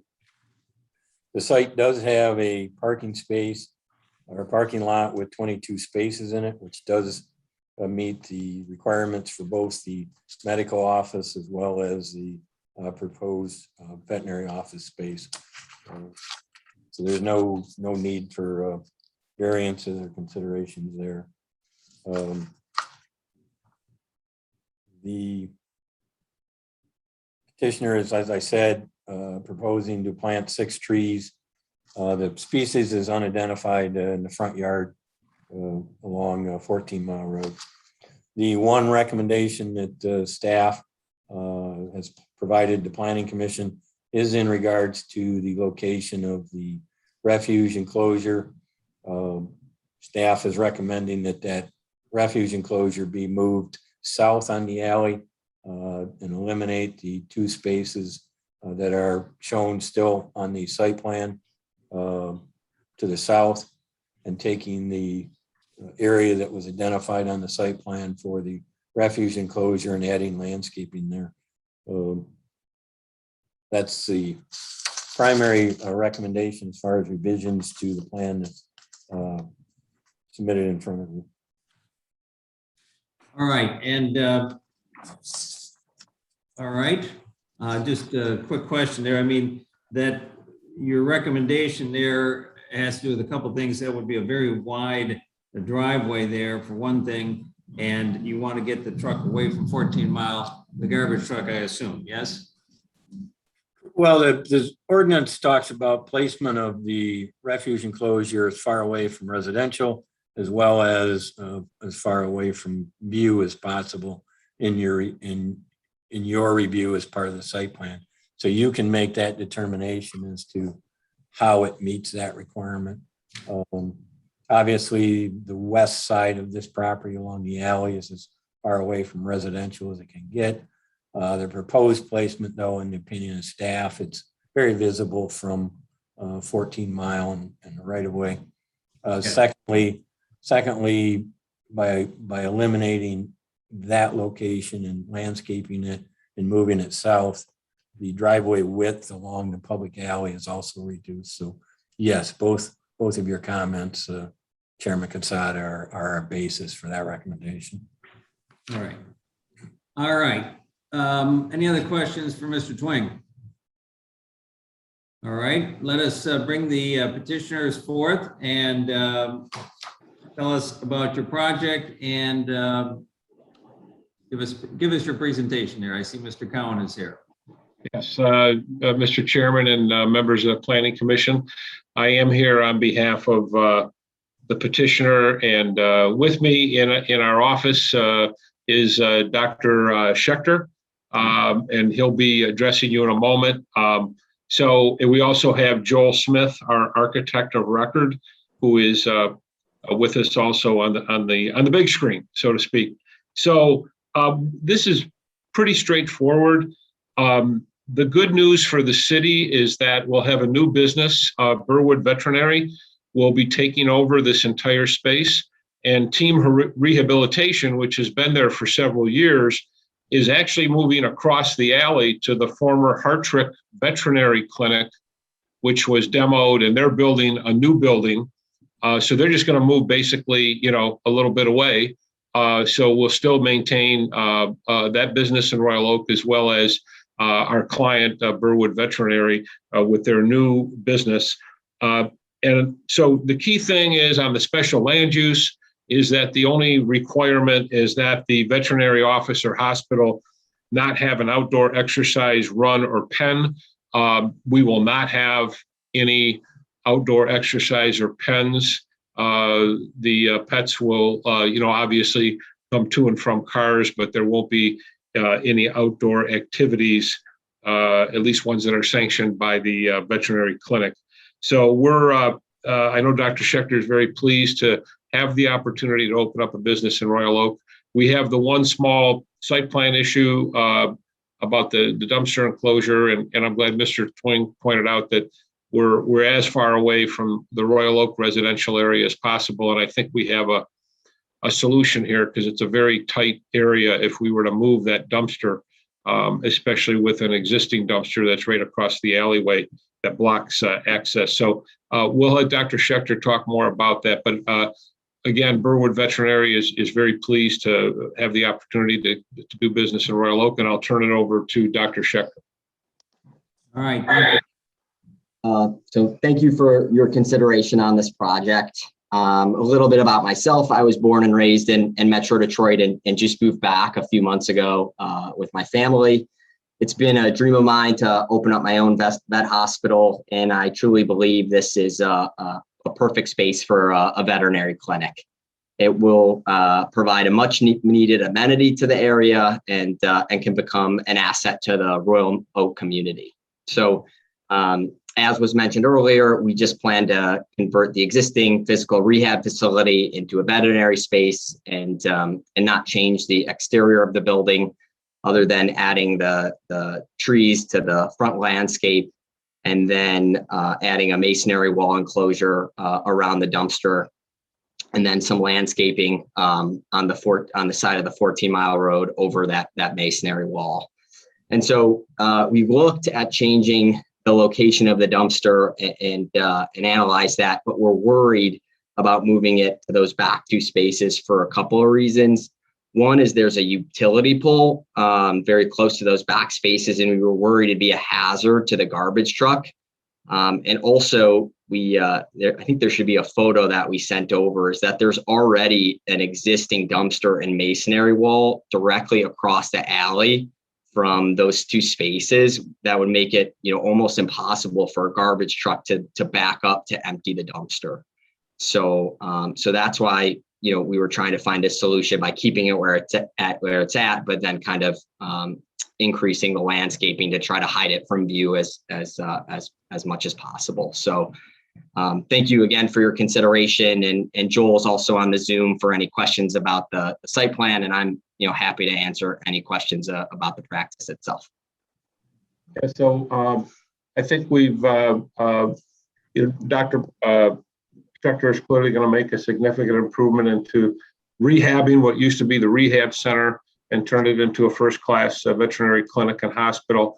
I just want to add, I've been out to that site, and I also, some of you may know, have the good fortune to represent GFL, who's the garbage hauler for Royal Oak, and I'm very familiar with their operations with the dumpsters. So as you know, when a dumpster comes in, to try to move it in a convenient location for a number of reasons. The primary one is the safety of the truck and also people who may be around the area. So where it's proposed now is the best place to put it because of a couple factors that have been mentioned. First, someone allowed, I think it's the Wings restaurant, had to build an enclosure, and it is directly across from these two spaces. So you can't do the movement on a swing with the truck to get into those two spaces because there's a utility pole right there. So there's no way to angle it reasonably to allow the truck to get in there. The other thing is, you're familiar with these dumpsters. They go from the front to the back. So they go up over the truck and over the driver, and they dump the refuse. We would have to literally massacre the tree that is there, which is a mature tree, would have to be literally the whole one side would have to be cut to accommodate this. And we really think that the proposal we have, and I certainly understand the department's request. I do. We get it. But given the tightness of that space, the utility pole, the tree, the other dumpster, we really believe that the better way to go is to allow it to be kept where it is, but we obviously going to enclose it to meet city ordinance requirements. But on the 14-mile side and around the turn, so to speak, we're going to place additional landscaping to shield that. So really, it'll look more like a landscaped area than a dumpster enclosure area, and we'll still have the safety of the truck sliding in off of 14-mile, and we think that's the best solution given the circumstances. But everything else we believe is good, and we respectfully ask for your approval of the special land use and the site plan. Let me ask you a quick question then. So if that were to be the case, if your dumpster was stationed where you have it on your site plan, the two current parking spaces between the tree and the utility pole, that would become landscaped? No, those two would remain as spaces between the utility pole and the tree. We would take currently the dumpster is on what is two parking spaces, and we would have to turn it into a pad and an enclosure. But the landscaping would go around the enclosure, particularly that area facing 14-mile. So it would look like a landscaped area facing 14-mile, and you'd barely see the enclosure.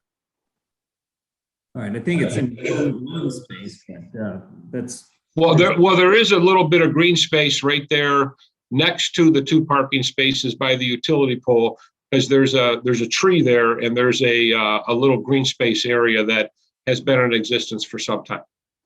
That would not be expanded. We'd like to keep those two spaces.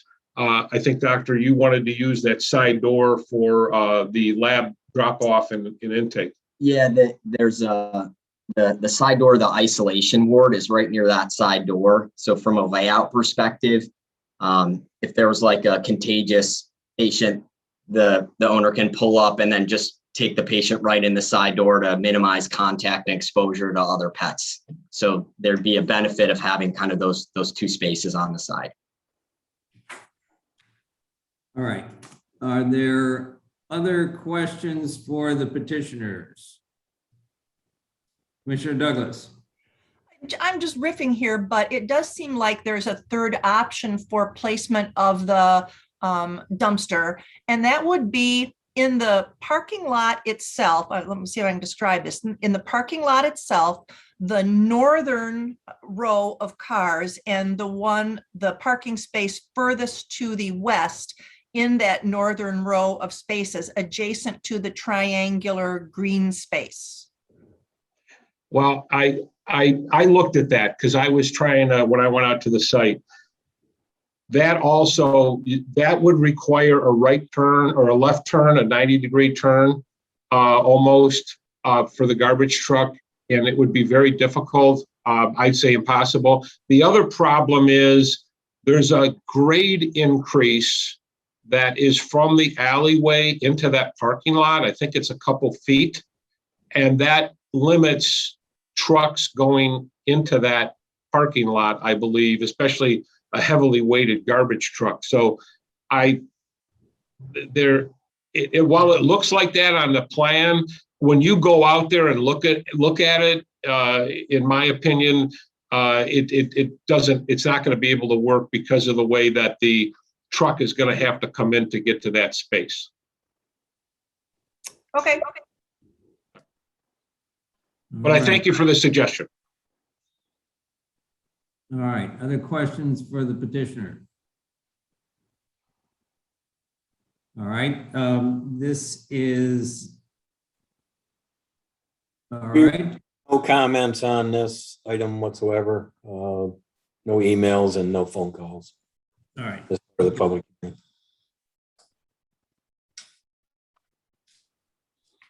All right. Any comments, questions? Ms. Beaky. I have a comment. You might know, some of you that are petitioning for this, Royal Oaks tree canopy has decreased over the years, and so we appreciate that you're adding 6 new trees to this in addition to maintaining what's there. And I've been working with various people. We've been working on looking at more Michigan native trees. And so when it comes time to select what trees you're going to be putting there, to take that into consideration. We don't have an ordinance to that effect, but could even provide a list to you that I've worked on with some people in Public Works, if you'd be interested in seeing that. Yes. Yes, absolutely. That's not a problem at all. Okay, Ms. Gantino. Sorry. I think she was. Okay, Ms. Gantino. Yeah. I was just going to go a little bit further to see if we could actually require that it be Michigan natives as approved by the city arborist for the trees. That's what I was going to say. Great minds. Well, you certainly can when you get to the site plan part of it. Yes. Right. Yeah. First question is the special land use. So that's I know we jumped around there, and of course I think I started it, but the focus of the first discussion here is on the special land use. So I'll stop making that mistake eventually. All right. Is there further discussion or motion regarding the special land use permit? Mr. Curtis. I would move to approve the special land use permission. Is there a second? Second by Mr. Gantino. All right. Is there further discussion on the motion to approve the special land use permit? All right. Seeing none, I'm going to call for the vote. Start with Ms. Beaky. Yes. Mr. Gantino. Yes. Curtis. Yes. Mayor. Yes. And Commissioner Douglas. Yes. All right, and I'm a yes. So the special land use permit is approved. Now we're going to talk about the site plan and this issue. How do we address about? Right.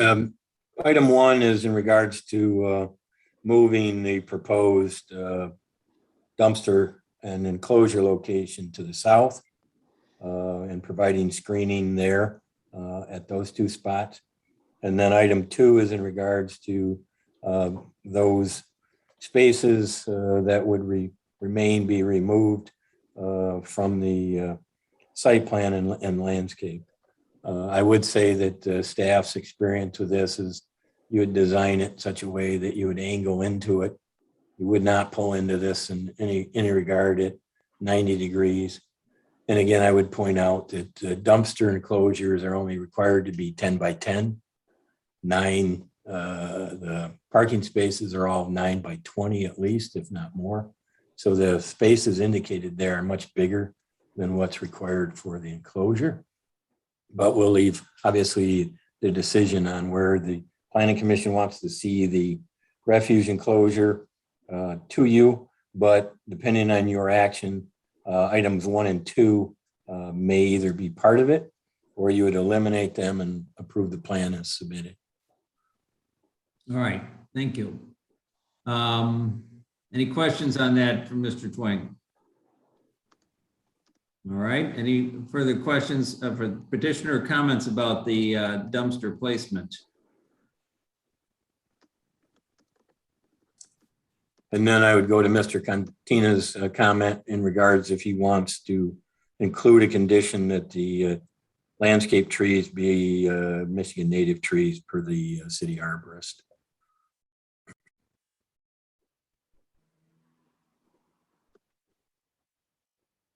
All right.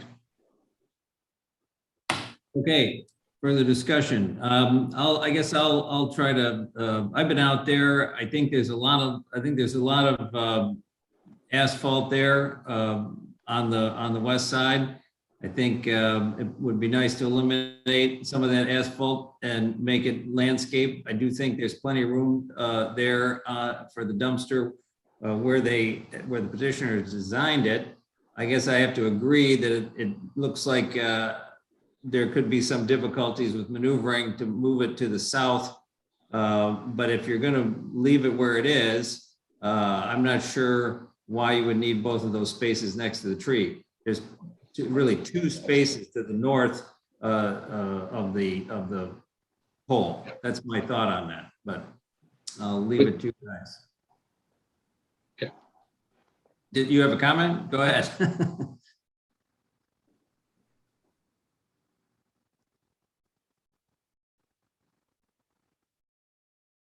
You're on mute there, Mr. Cowan.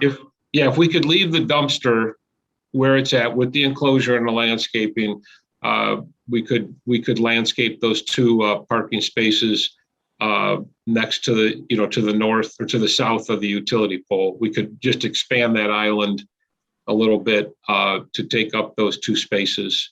That would still, as you pointed out, gave the 2 spaces. We think that would be a fair trade-off. All right. Very good. Any other comments, questions, discussion on this site plan? Is there a motion?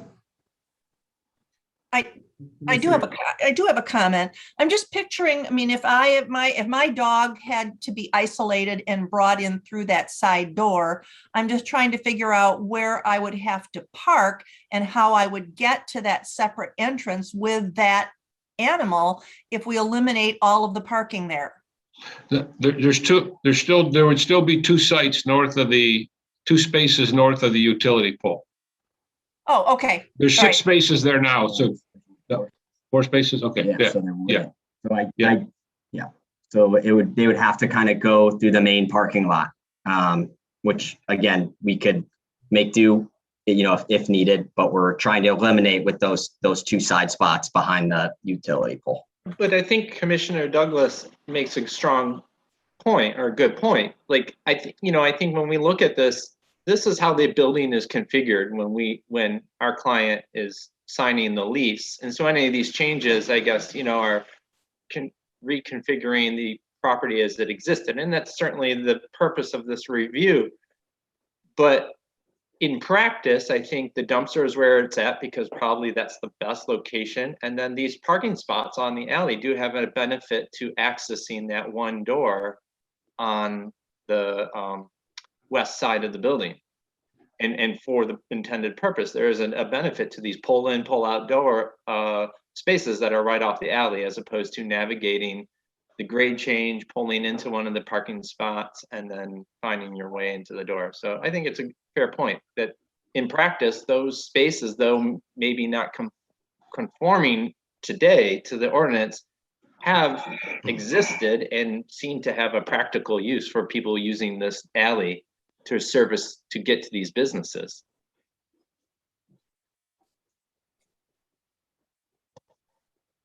So yeah, so I'm inclined to have them put the dumpster, use the two northernmost spots for the dumpster and enclosure, and then leave the two southernmost spots available for customers.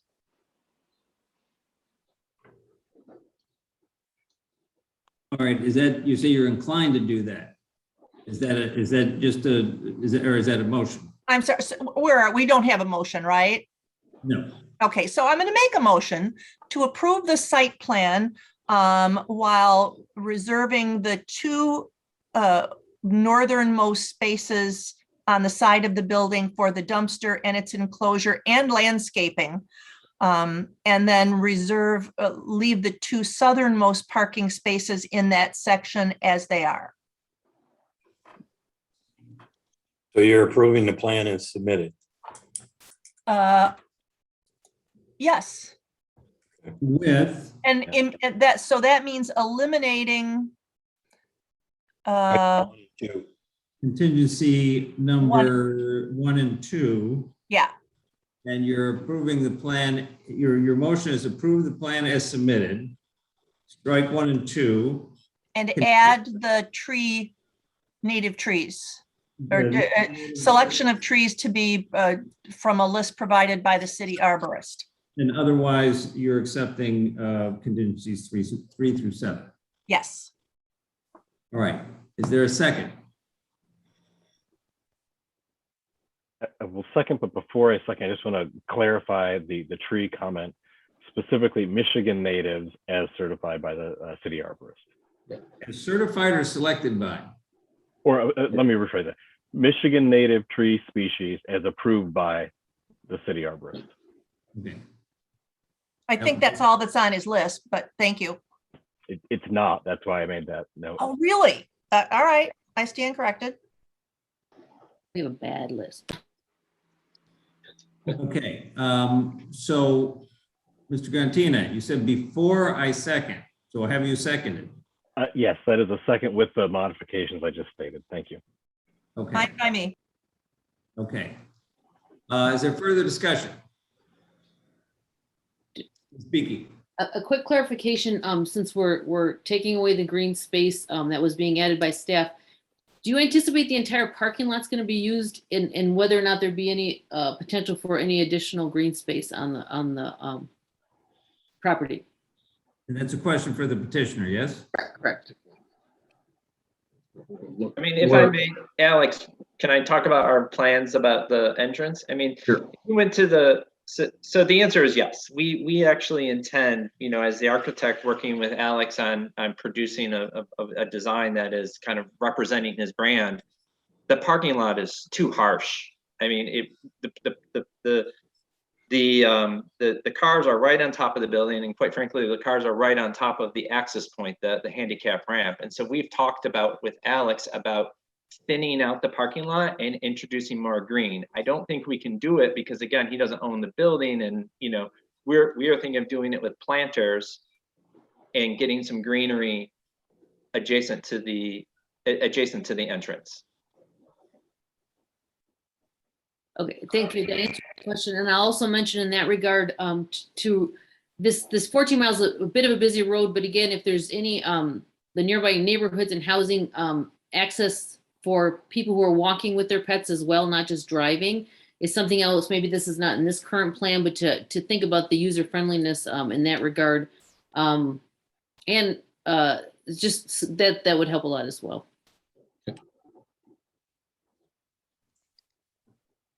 All right, there has been a motion, there has been a second. So is there further comments or questions for the petitioner, questions for Mr. Twing regarding the motion? All right. It's not a hand there, is it, Mr. Curtis? Sorry, that was an itch. Yep. Um, Very good. Well, hearing seeing no other indications of further discussion being necessary, I'm going to call for the vote. And we'll start with Commissioner Douglas. Yes. Mr. Curtis. Yes. Ms. Beakey. Yes. Mr. Mayor. Yes. Mr. Gantina. Yes. And I'll also be a yes. So the site plan is approved with the contingencies and modifications as stated in the motion. So congratulations. We look forward to seeing your business up and running. And thank you very much. Good luck. Welcome. Thank you, guys. Thank you. All right. Have a good evening. You too. All right. Next order of business is SP 21-09-17. This is a site plan only to renovate an outdoor recreation area, which is a Royal Oak Golf Center at 3500 Edgar Avenue. And Mr. Twing, why don't you tell us a little bit about this?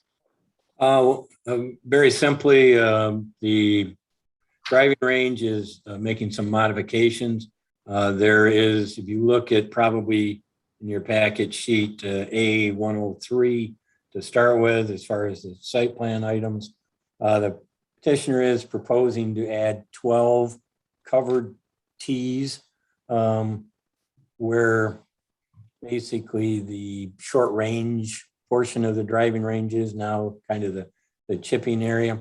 They're going to remove the nets and that area and redesign it to be part of the driving range. So you'll see that there are 12 additional covered tees being added at that location.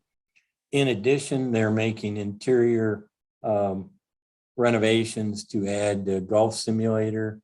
They're modifying the floor plan in the inside, which isn't a primary issue, but that's some of the other activity that's going on. The last item that isn't really referenced is an indication would be needed to how they're dealing with refuge on the plan. So it is a straight site plan to allow that to occur as an expansion.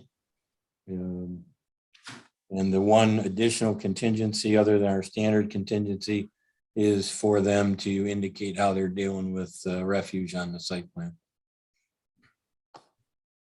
All right. Any questions for Mr. Twing? I don't know that the petitioner, if they're still trying to log in, is. Somebody's trying to connect, and I don't know who Mr. Wilson is. Is Mr. Wilson the petitioner? He's the WROK gentleman. He's the guy keeping us on TV. Oh, okay. Well, somebody is trying to connect. It appears. Yeah.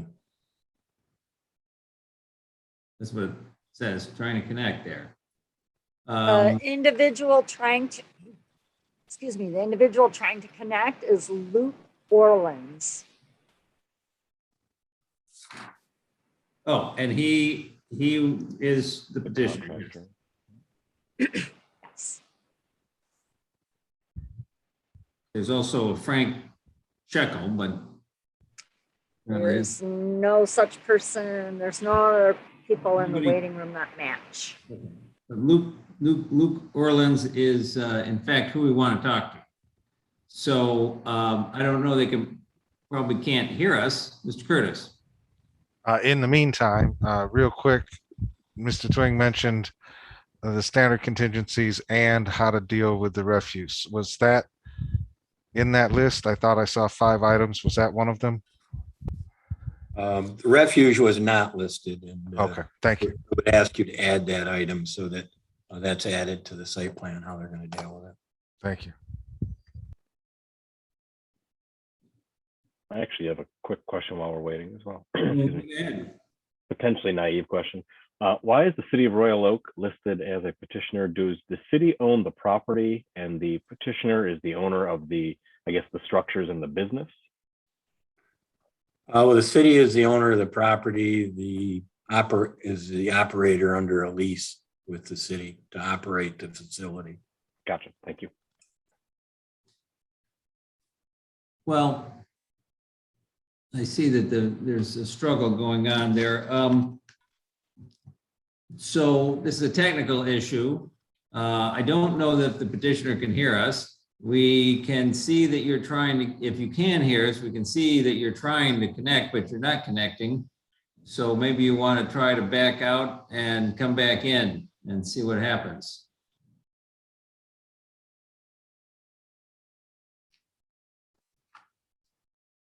We don't have, I take it we don't have any other way to communicate with the petitioner, do we? All right, well, we've been pretty lucky, I just want to say. We haven't had that many technical problems throughout these Zoom meetings that we've had. It has happened, but fortunately, we haven't had too many of them. And so here we have one. Ms. Swanger, do you have any suggestions? I am dialing his phone number as you speak. All right, well, wait for your report there.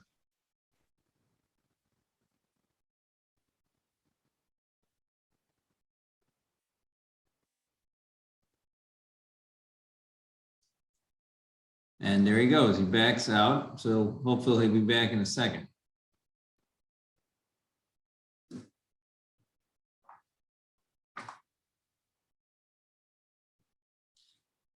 You know, while we're waiting, I got a question for Mr. Leal, if I might. So I was going to ask this earlier. Mr. Curtis brought up the question of, for PUD, how do we develop what is a material benefit for the community? And my question to you, if you know, I don't know if that language is unique to our ordinance. Is there any case law on the standard for that, on standards for that sort of a phraseology? No, it's other cities use the same kind of standard, and it's more of a subjective. Whether there's case law or not in Michigan, I do not know off the top of my head, but I would be happy to research that and provide you directly an update or to the entire commission the answer to that. I think that, yeah, I'm responding to the question from Mr. Curtis is that where do we take our guidance from? And that's what I'm really wondering. Is there any guidance in you know? Yeah, I would be certainly happy to look into that and provide you a response at a later date if that is fine. Sure, I think it probably is. There's this degree of subjectivity, I'm sure, but there still may be some standard somewhere. Yeah, and may I jump in, because that's my topic of interest? And then besides the legal, you know, there's just, I'm sure, can be research best practices from communities around the country, you know, as people investigate, which really doesn't probably follow under the city attorney's job description as much as maybe planning staff could also be working to come up with best practice suggestions. And most of these standards, when you're reading, like, especially like with variances or some of the, what's the other one? In this case, we were talking about, there's a lot of subjectivity involved. And it really depends on how the community defines that. And what your past practice has been. You know, what's important to the community is, you have to understand not all cities are the same.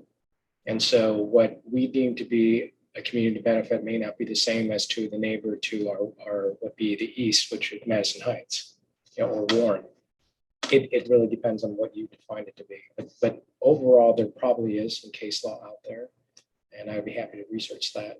But for the most part, it is what you believe is most important, and that's the flexibility allowed to you as a planning commission in deciding that. All right, thank you. And it looks like Mr. Orland's made it just at the right moment here. You are all set. Yep. All right, thank you. Mr. Orland, welcome. I'd like you to introduce yourself, who you are and your project. But before I do, did you have it? Were you able to hear us at all or not? I just jumped on, so I'm just hearing you right now for the first time. So if I missed something prior, Well, Mr. Twing talked about the project. I won't have him repeat it unless it's necessary, but I just wanted to know for the record if you had heard it, but. I did not. Okay, well, tell us who you are and tell us about your project. All right, so I am Luke Orleans with Orleans Construction, representing the Royal Oak Golf Center. And we're looking to do a repeat of what we did in 2016, this time to the north, and looking to add 12 additional covered tees. And so what that entails is a structure similar to what is existing, kind of a shed structure covered with lights and radiant tube heaters with auto ball dispensers out there. All right, you're expanding to the north in a linear fashion, correct? Correct. Yeah, off the main building there. And so there's already tees in place. They're just open to the elements. So we're looking to at least get them covered a couple sides. All right. And so yeah, I was out there. I saw there's a long string of outdoor tees there. Are they all going to be now covered or only some of them? Only some of them. All right. All right. Are there questions for the petitioner from the planning commissioners? All right. I'm seeing none. Of course, it's a site plan, so it's not a public hearing, but there are no public comments anyways.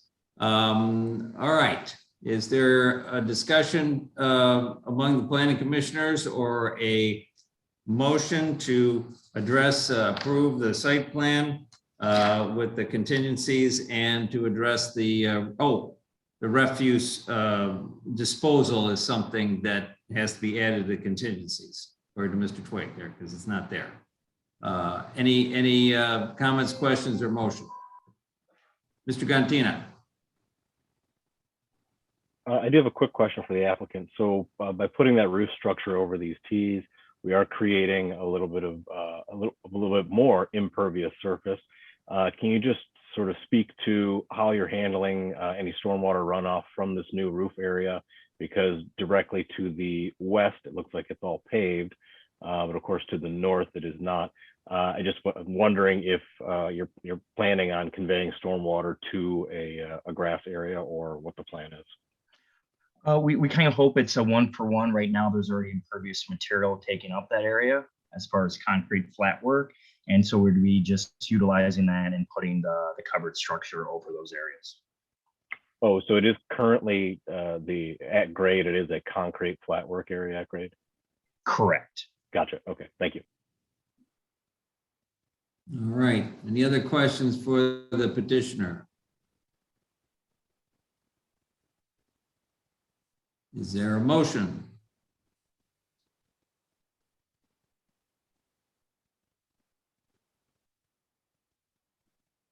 Commissioner Douglas. Yeah, I'll move approval of the site plan with the existing 5 contingencies and add a 6th contingency requiring the applicant to revise their drawings to display how they are going to handle refuse. All right, is there a second? No, second. Second by Mr. Gantina. Is there a discussion? Further discussion, I should say.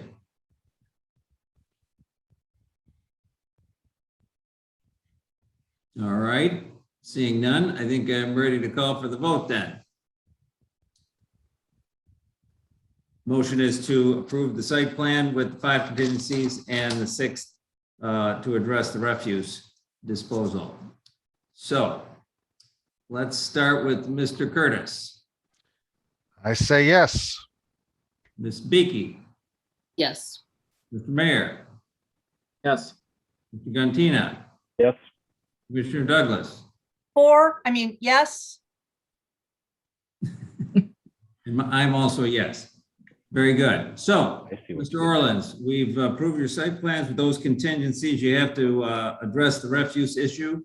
And good luck to you. This looks like it'll be fun. I know it's a lot of golfers. I'm not really a good golfer, but It's probably because some people practice and I don't, I'm sure. So, Yes, stop on by. all right, very good. Congratulations. And we'll talk later. All right. Appreciate it. Thank you, everyone. All right, next order of business is a sign variance SB 21-09-14. This is to install 2 new wall signs and maintain or reface a non-conforming sign at 30402 Woodward Avenue. That's the Chicken Shack. Mr. Twang.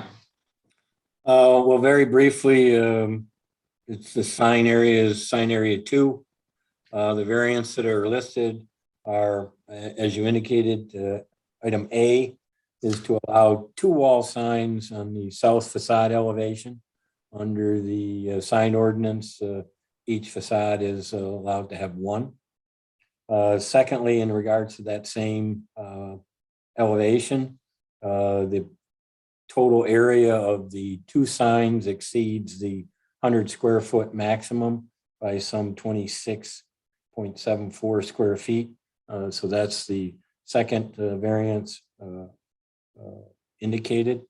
Item C is to allow a prohibited type sign on that facade, which is a sign that's painted on the building. Painted signs are specifically prohibited under the sign ordinance.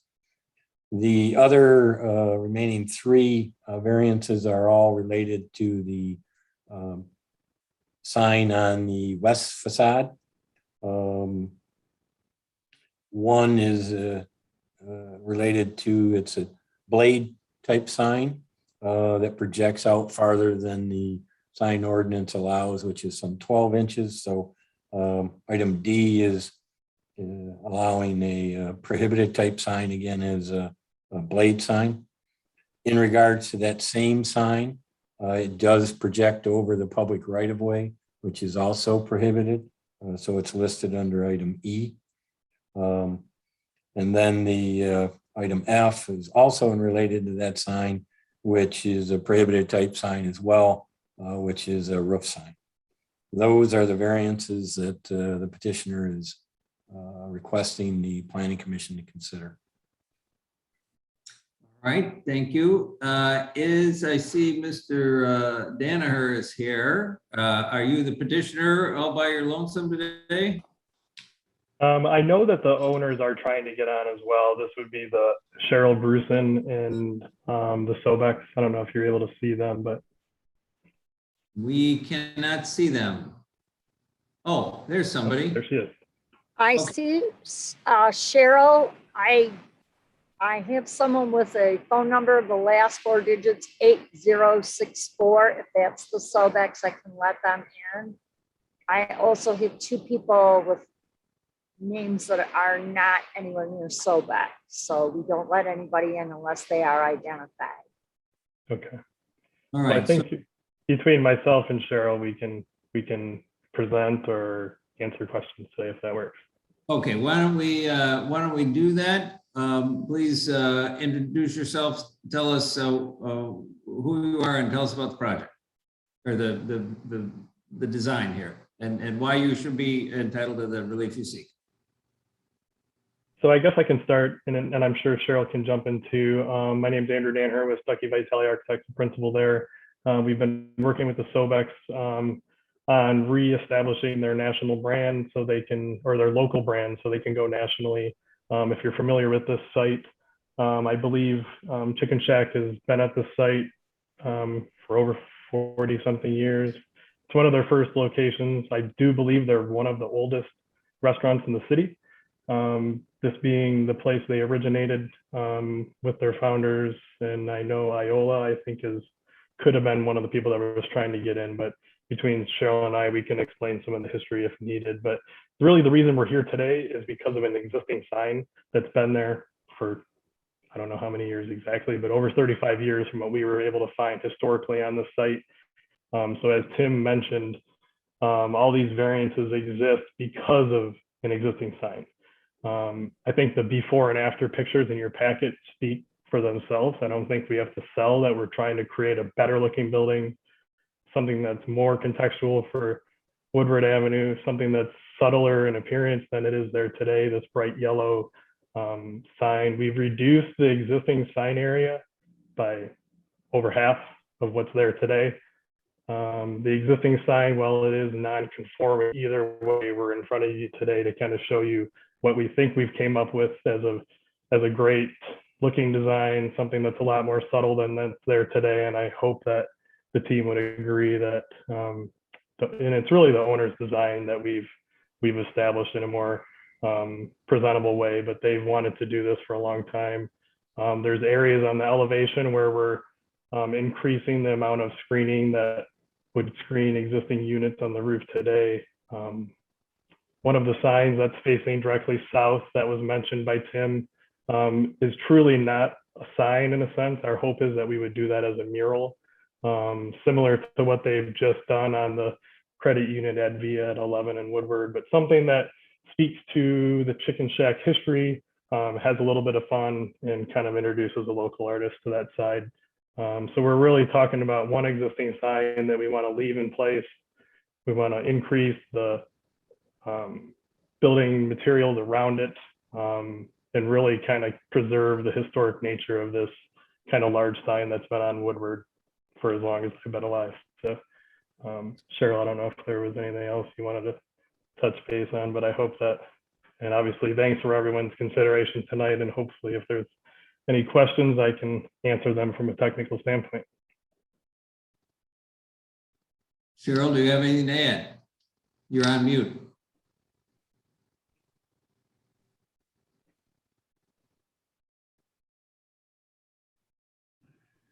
Okay, can you hear me now?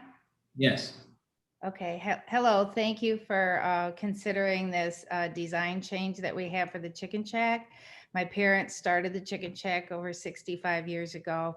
That building, my mom dug the footings with my dad in 1947 when there was nothing else on Woodward Avenue but that. My grandparents almost killed my mother for, why the heck would you want to put a restaurant out here in the boonies? There was nothing around at that time. They've been there continuously since. It has been, they rented it out as something else for a period of time, but then it would always came back to be a Chicken Shack. And my dad passed 5 years ago at 92. My mother is currently 93, and she still works at the Chicken Shack. Every morning she goes up to make the coleslaw. She's very dedicated to the business, and it is her dream to see her family, all of us kids are involved in the business. And we have gone through a rebranding process in the last year and a half, 2 years, in our hopes to go out of the state of Michigan and go into other states in the United States. And she has given us her blessing. And in the process, we did rebrand, and now we want to change some of the existing stores to what the prototypes might be for the new stores that we would erect from this point on and then out of state. So I'm just really hoping, I was very involved in helping Andy, and my sister-in-law Francesca was very involved in the design process, and we're very excited to what we see because our logo is the hen house. And so we wanted to put our logo as part of the building so that you can see that it's Chicken Shack, and going forward, that's what we want to be our icon in the cities that we establish ourselves in. So I'm just really hoping that you see the beauty of that design and how much better it looks than, I could say this, the god-awful yellow that has been there for many, many years. And we are just really trying to beautify the city and make it successful on the outside in appearance as it is on the inside with the food that we serve. All right, thank you. Any questions for our petitioners? All right, I have a couple right off the bat. So you've got like 23 stores in Michigan. You say you're rebranding. Are you changing the coloration, the color scheme and all that? And have you started on is this the first one that's going to be rebranded? Where are you at with this rebranding effort? Well, in the This would be the process, flagship store, yeah. yes, on the outside. We started our rebrand softly from inside out. So we've done that with the colors on. We can't do everything at once. And so a couple of the stores have already changed the inside coloring to our new color is the purple, orange, and tan. And it used to always be yellow and brown before that. And so we've done our cups and our containers and our bags and our signage and such things as that. And now we are ready to tackle the outside of what our locations look like. And this would be the first that we wanted to do. And Mom wanted to do that, the Woodward location, because that's her, that's hers. I grew up in the back of that store in a playpen. So there's a lot of history there. All right, and then I have a question for Mr. Danaher. The structure that is on the roof to hold up the current sign, which sticks way out over the right-of-way, is that going to remain and just be covered by this structure? Give us the structural setup of what you're doing here. You're on mute there. So if you're familiar with the structure that exists on the roof, and honestly, if we could go back in time, we'd understand it better. But as we've analyzed it from a structural standpoint with a few of the architects in the office and walking the site a number of times, it really makes no sense. There are some historic pictures of that metal structure that sits above the roof, which is really sort of angle iron welded and bolted together in a number of different ways. But there was a sign back in, I think, the 30s that was perpendicular to Woodward and was truly an above the roof sign. So we're not sure if some of that structure was left over from that, but it's surely not needed to support the blade sign as we would intend to re-support as we finish the design going forward. So our hope would be is that we build up around the sign, we re-support some of the, or recapture some of that miscellaneous steel that's up there to grab the sign at a parapet, like a blade sign typically would be done. And then the hope is we would remediate some of the steel that's up there today that would not be needed. So I'm not sure if that answers your question today, but the goal would be is to reduce greatly the amount of steel that's up there once we're done with the extension of parapet. Okay, so what I'm wondering is the new sign going to be attached to the new structure, or is that just or is the new sign going to be attached to this old metal structure? It's not a new sign, it's the existing sign refurbished. So at least that's the thinking today. We've looked at it the way it's fixed vertically through the wall, and that's truly where we could extend. So if you see that existing photo that's in the upper left-hand side of sheet A 1.1, it kind of outlines how that works. So our goal with this would be to truly raise the parapet cope around the attachment point that happens vertically out of the existing westernmost wall. And then all the miscellaneous steel that's behind would either be enclosed by this extension of parapet, or we would be able to eliminate a lot of it once we're fixed and done. Does that make sense? I think so, because I'm just wondering, is it going to be supported by steel on a roof or supported by the parapet? It'll in the end become basically a wall mounted blade sign, supported by the extension of parapet. Yep. All right, and I went out there and looked at it. It does appear that there was on the bottom of the sign that's hidden by the yellow canopy. There seems to be another phone number there. Perhaps the sign that was there today is a hodgepodge of more than one sign. Right, and below the yellow canopies that exist today, there's a whole series of mansard roofs that would go away in this new rebrand. So we would clean up literally the south and west facing facades, remove all the bubble canopy as we're calling it today, with all that branding that exists on it today, and we minimize it to a parapet extension, refinish the building with some veneer brick and extend the parapets vertically with that kind of natural wood structure, like you see in the renderings. And then keep really the main blade sign the way it is today, and just refurbish some of the panels on that. So if we're able to do that. All right. Are there other questions for the petitioner about this? Commissioner Douglas. Yeah, as you contemplate opening more stores in more cities across Michigan and the US, you undoubtedly are going to encounter a hodgepodge of zoning restriction sign ordinances. You're proposing this here. Do you also have in your hip pocket a wardrobe of alternatives that you'll be able to implement in different cities with different standards?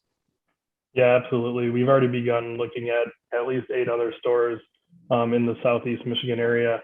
All of them have different parapet conditions, but all of them have an entry point, and all of them have a restriction on, typically 30 feet in the zones where we're going into. So this proposed design stays under the 30-foot rule.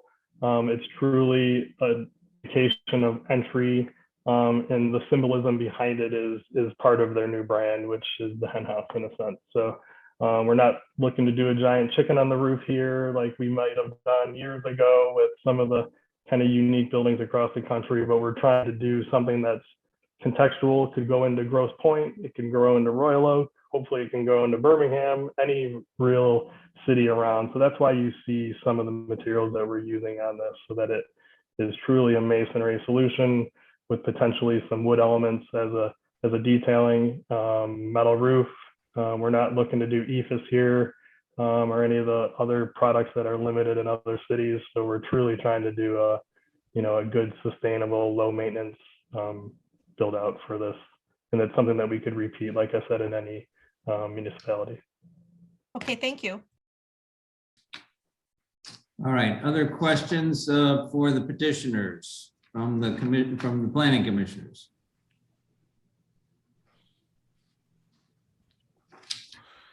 It's not related to the signage, but what time do the restaurants close, say, on a Tuesday night in September? Am I too late? Yeah. I was thinking we could use some Chicken Shack tonight, but as long as this one's gone, yeah. Yeah, oh well, maybe tomorrow. Appreciate it. Yeah. Thank you. If we could find some help, we could stay open longer. I ate Chicken Shack on Sunday. Mr. Gantina. So yeah, I had a question regarding the new proposed artist mural versus the other what is it here? Well, I guess the other proposed sign. I guess I'm more in favor of it being an actual, artist mural. So my question really is the intent to simply sort of pay homage to the business and, I guess the chicken or a fowl or a hen house, or is there I guess the plan to actually put verbiage in that section of it as well, similar to the other painted sign or the other proposed sign where it actually has the Sobek name and Chicken Shack name in it?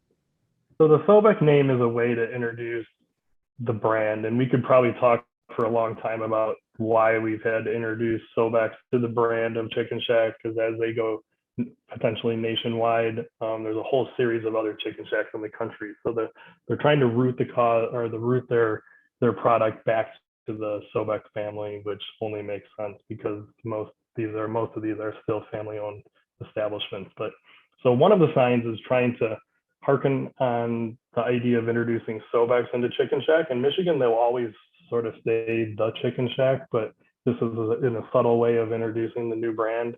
And the hen house, like Cheryl said, is really trying to be a more graphical representation of the family and how it started. And there's a whole series of explanation behind, the number of chickens that you see on that hen house design, the actual hen and who that represents. It represents really their family in a more kind of fun, delightful, Chicken Shack, non-Sobek way. And as we get into fitting out the interior, there's been discussions about kind of introducing these small chicks in a sense as a as a graphic element in the space to help tell the story about either who owns these establishments or how it started and the rest. And I don't know if Cheryl, if I've explained that well enough, but Yes. at least kind of the concept behind some of the branding is that it isn't trying to be it is cute just to say this is a chicken and a hen house. It really has a story behind it that, you know, is rooted with the family. Each one of the chicks represents one of mom and dad's children. So that's why there's 4 chicks in the logo. While this is a logo, we're trying to look for a fun way to kind of brand it onto the building without it having to be a channel, you know, based sign with backlighting and the like. We think in this kind of case, it would help to sort of obscure a little bit of some of the utilitarian things that are happening on that facade. If you notice in the renderings, there's a grease trap over there, there's some meters over there, but we're really trying to clean up that whole facade. And for most of the people that have driven by this building 100 times, even including myself, there's a whole section of rear building to this yellow building that's up front that truly is still the store. So the new materials are meant to kind of pull the old building up to the front and give it kind of a one look appearance with, you know, the matching brick and some of the matching accent colors and the wood paneling up high to screen some of the rooftop units that exist today on the roof that are not screened, and really kind of tie the building in from east to west up to the woodward face.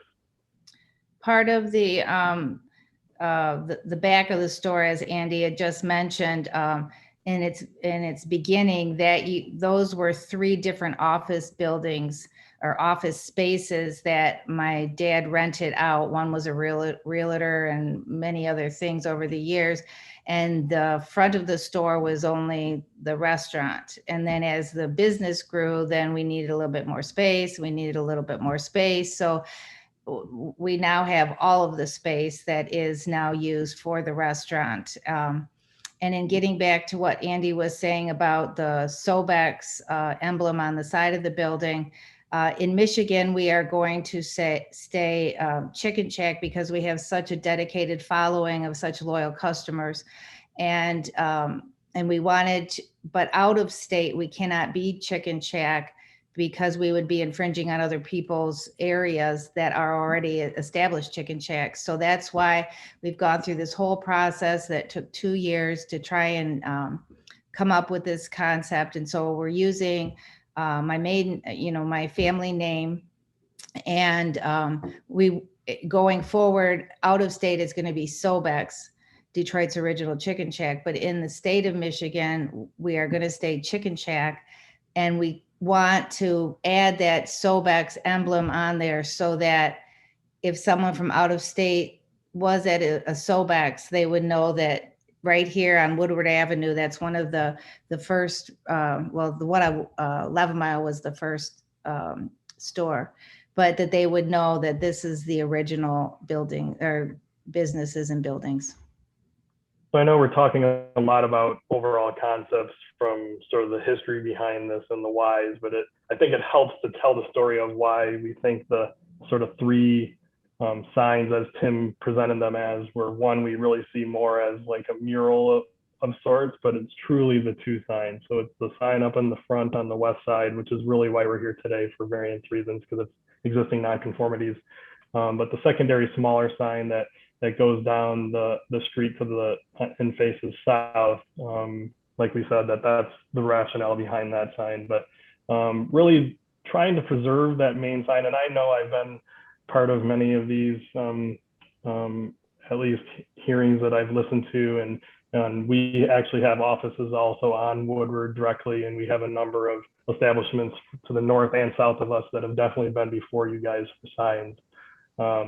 And while I don't think we need to go and build a whole bunch of these traditional looking signs, I think there still is some remnants of old Woodward that we should, as architects and you guys as commissioners, we should be trying to preserve some of that. I know the old beef carver sign, the owl, which I know was in front of you guys for months and months. These are all signs that I think are historic to nature on Woodward, and getting rid of them, I think, would deplete some of that kind of oldness of Woodward. I think Detroit learned some of these lessons, and we should learn from them, or at least pay attention to, not destroying history just because we say it doesn't conform to the ordinance necessarily. So I don't know if that makes sense what I'm saying, but the history that's tying back to the family that's why we see there's some importance in preserving that historical sign that faces to the west. And I would like to say, in addition to that, back in the, I think early 90s, we destroyed the original sign that was at Lebanon, Vermont for the other Royal Oak store right on 11 Mile.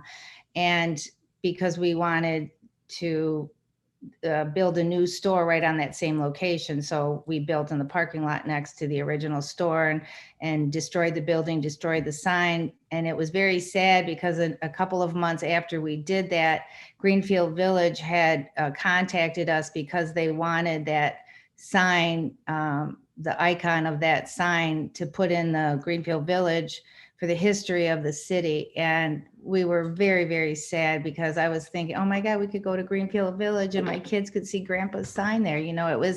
It's just something that we would love to preserve. And so this sign that's on the Woodward store is like, we want to keep it if we can, if you'll allow us to, because it has so much meaning to it. And we don't want to make the mistake just because we were trying to upgrade and make something better and more modern that we lost the history of that sign. And it saddens us even now when you think about it, that, that cool sign is gone. And so we're hoping that you'll allow us to preserve this sign so in a more beautiful way. And to that point, I don't so much have an issue with the blade sign. I do think it is a very tasteful update to the existing sign that's there. I also don't consider the mural to be a sign based on the way it's been described. It's more of an artistic mural. I'm less inclined though to support the third painted on wall sign with the Sobek name. I certainly do understand the explanation behind it, but yeah, I'll leave it there. Thank you. All right, any other comment, Mr. Mayor? Yeah, I'll just add, I think what resonated best with me was the explanation about, preserving, Woodward in the history. And, we're talking about a business here, and business is business and history is history, but sometimes business is history. And I think Chicken Shack and the Sobek name are, part and parcel with the history of Royal Oak. And it's a true success story. And it's something not just a necessity for us chicken lovers, but also, a point of pride. And I agree with the sentiments of the sign. I understand, and I can only imagine your heartache when the 11 Mile sign went down. And, and these decisions are really, really tough. And I do appreciate the effort here to preserve some of the, I can't say that for every sign, but I do appreciate, the desire to preserve the history here. And I think it matters. I think it matters for us in many ways. And we do have sign ordinances and all of that for the 99%. And then for the 1%, that's why we have this board. And so I'm inclined to support everything. I understand Mr. Gantina's point about the name and the branding, but I do think what stuck with me, and I'm not I don't know if I'm a marketer or not, but when I hear Detroit's original Chicken Shack, I can see how that will be a successful marketing campaign out of the state of Michigan. And I think people coming back and, people do, travel to Detroit. They do. 1 million people come to the Woodward Dream Cruise from all over the country. They're all over the Midwest, and they're going to see that sign. They're going to know, oh, this is where Chicken Shack is, right here in Royal Oak, one of the original stores. And so let's go in and get one in our, 57 Chevy. So I see how all that matters and comes together. And so, typically I'm a little harder on some of the signage, but I think in this particular case, this is one of those 1% circumstances that I'm on board with what you're trying to do. And best of luck. I think, you're bringing out, you guys have done an excellent job here for, decades. And I can't imagine that taste buds are that much different outside of state. So, I guess my condolences to the other chicken shacks out of state when you guys. Thank you so much. Thank you. 65 years this year. Wow. All right, Commissioner Douglas. Yeah, I hate to be a wet blanket here, but it seems to me that once you take that sign and turn it into the brown and white letters with the orange thing, you've removed the historical quality that you've been talking about. That is the yellow sign with the black lettering on it. But I will say more to the point, we as the sign review committee, which is what we are, have been very consistent around the city in removing signs, particularly signs that project as this one does, and disallowing painted on signs. Mr. Klooster would hear, I suspect I'd have his vote as well. And I asked the question earlier, I mean, do you have a wardrobe of signs that you can use to accommodate different sign standards in other communities? And so I'm hoping that you have an alternative to what you're proposing here that would comply with our sign standards. Perhaps our sign ordinance should have a clause in it or a feature that talks about set standards for what you decide to preserve of historical signage and the reasons for it, but we don't at this point. And so I'm disinclined to support these signs. Sorry. Mr. Mayor. Paul Curtis is trying to get back into the meeting. I don't know of who can let him in. He's been trying for a little bit, so I know he's. I missed him by saying we didn't have too many glitches, and then he got glitched. Okay, good. He's coming back in. All right. There you are. All right, good deal. Ms. Beakey. Sure, he made a quick run to Chicken Shack, but we have no. That's definitely what he said that he wanted to do. Again, I appreciate the presentation and the explanations, and I have a quick question. If I'm seeing correctly, on the door is the sign also with the Sobex name, correct? The same logo that's on the side of the building's on the door, the glass door. Is that correct? No, I don't think so.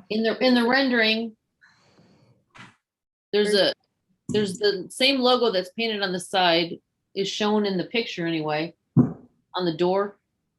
Yeah, when you zoom in, yeah, you're right. There was discussion about doing some like frosted glass back graphic on the glass. So this would be a pretty subtle sign if we're going to count that as window sign. Right, and I was just yeah. curious. I was just wanting to see if we're not even looking.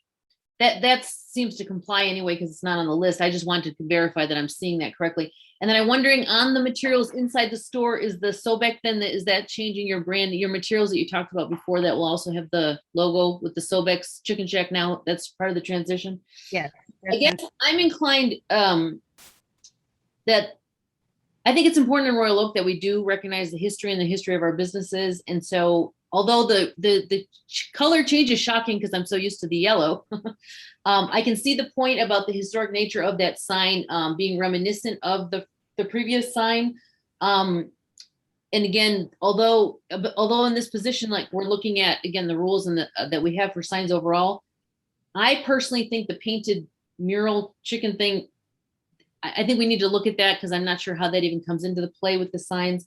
But on the side of the building, I'm most iffy about having that second Sobex on the side, although I absolutely recognize the branding item of it.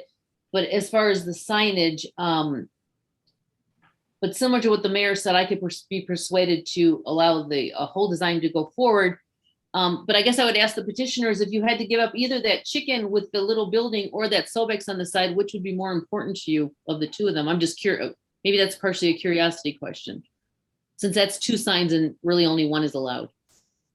Yeah, I think explaining that, I think the ones down the side that kind of connect the back to the front, the history on the south side of the wall. And Cheryl, you can answer this maybe, but if I would say that those are probably secondary signs to the primary sign on Woodward. Our focus has been really the side of sort of Woodward facing sign.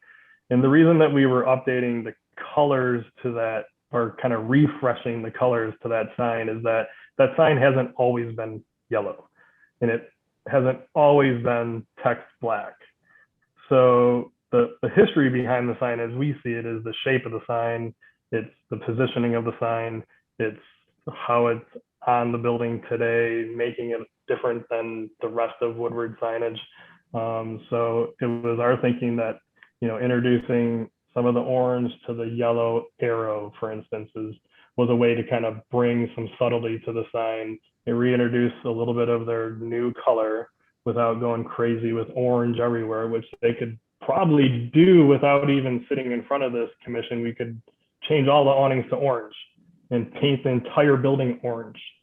But we're not asking for that today. We're asking to preserve a sign, tone it down with more black painted, similar to the owl is, so that it's not so in your face, like the sign of the beef carver sign or these other ones that are painted bright red or bright yellow. So and also to have it be a beautiful accessory to the beautiful building that we're trying to achieve through your permission.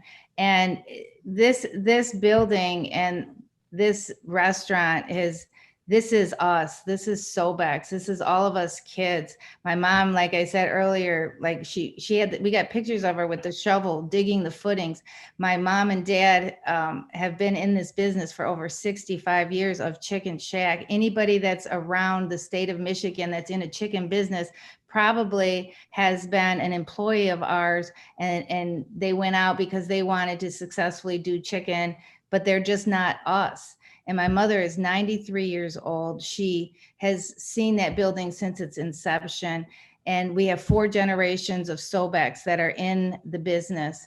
And it means the world to us. So I'm just please asking that you consider this and let this go through. And I think the focus on, and I know that we maybe can't compare what exists today, but we should be able to. There's 3 signs in the building today. The signs that are attaching to the awnings permit us to count the entire awning as signage. So there is an enormous amount of signage on this building today as it sits.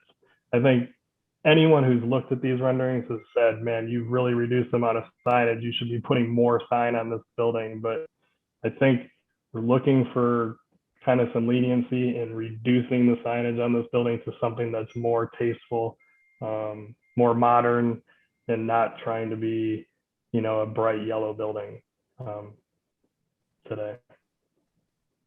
And the sign in the painted murals that I see when I drive through Royal Oak, so many of them are so beautiful, and they make you feel like you're in a place that's updated and modern. And we kind of wanted to do a little bit something cool to our building. I mean, it's not cool now, but you know, with these drawings, and we looked at that when Andy was helping us design it, it was like, God, that looks so cool now. Like, you know, we've got a great product, and now we're going to have a beautiful vessel to cook it in. All right, Commissioner Douglas. Yes, Chair. It seems like we have enough information here. Can we pull this back to our side of the table and start talking decisions? Certainly. If there's no more questions for the petitioners, then it would be time to do that. Mr. Mayor.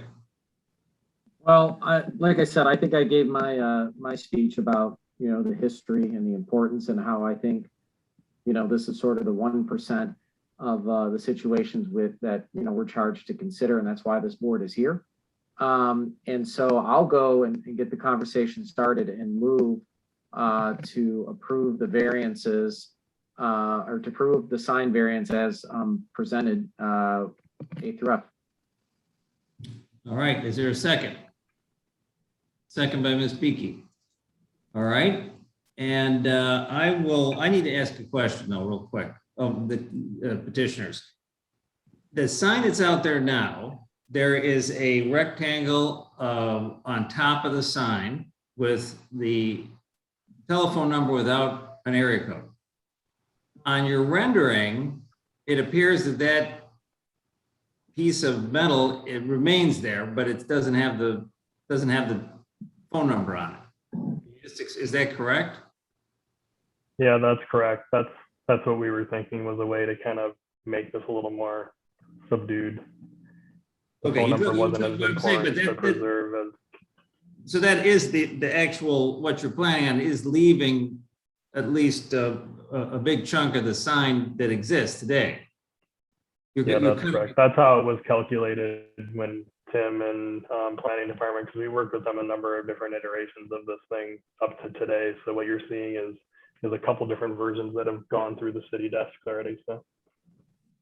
Okay, I just want to be clear. You're not taking the whole sign down and putting a whole new sign up. You're taking the sign that's there, you're modifying. That's right. Yes. Okay, thank you. All right, is there a discussion regarding the motion by Mayor Fournier? Seconded by Ms. Beaky. The motion is to approve the sign variances as presented. Is there further discussion on this? I guess I will just make another comment. I'm not really bothered by the painted signs. I think of a painted sign in general, it's sort of, it depends. If it's well done, that's one thing. I don't know where the genesis of the rule is no painted signs. I guess I have to look at that closer. The painted signs don't bother me. I am a little concerned about hanging over the right-of-way, remaining over the right-of-way. I think that some of the comments I've heard tonight, giving deference to the history, giving deference to the long history of the business at this site, may help me support this in the end. Any other comments? I would just make one to point out there are 2 emails the planning commission did receive on this, just for the record. All right, and I don't know if I got those. Those were added to the package? Yeah, they're at the end of the packet. Oh, all right. I printed mine out earlier than this, so I didn't see these. All right.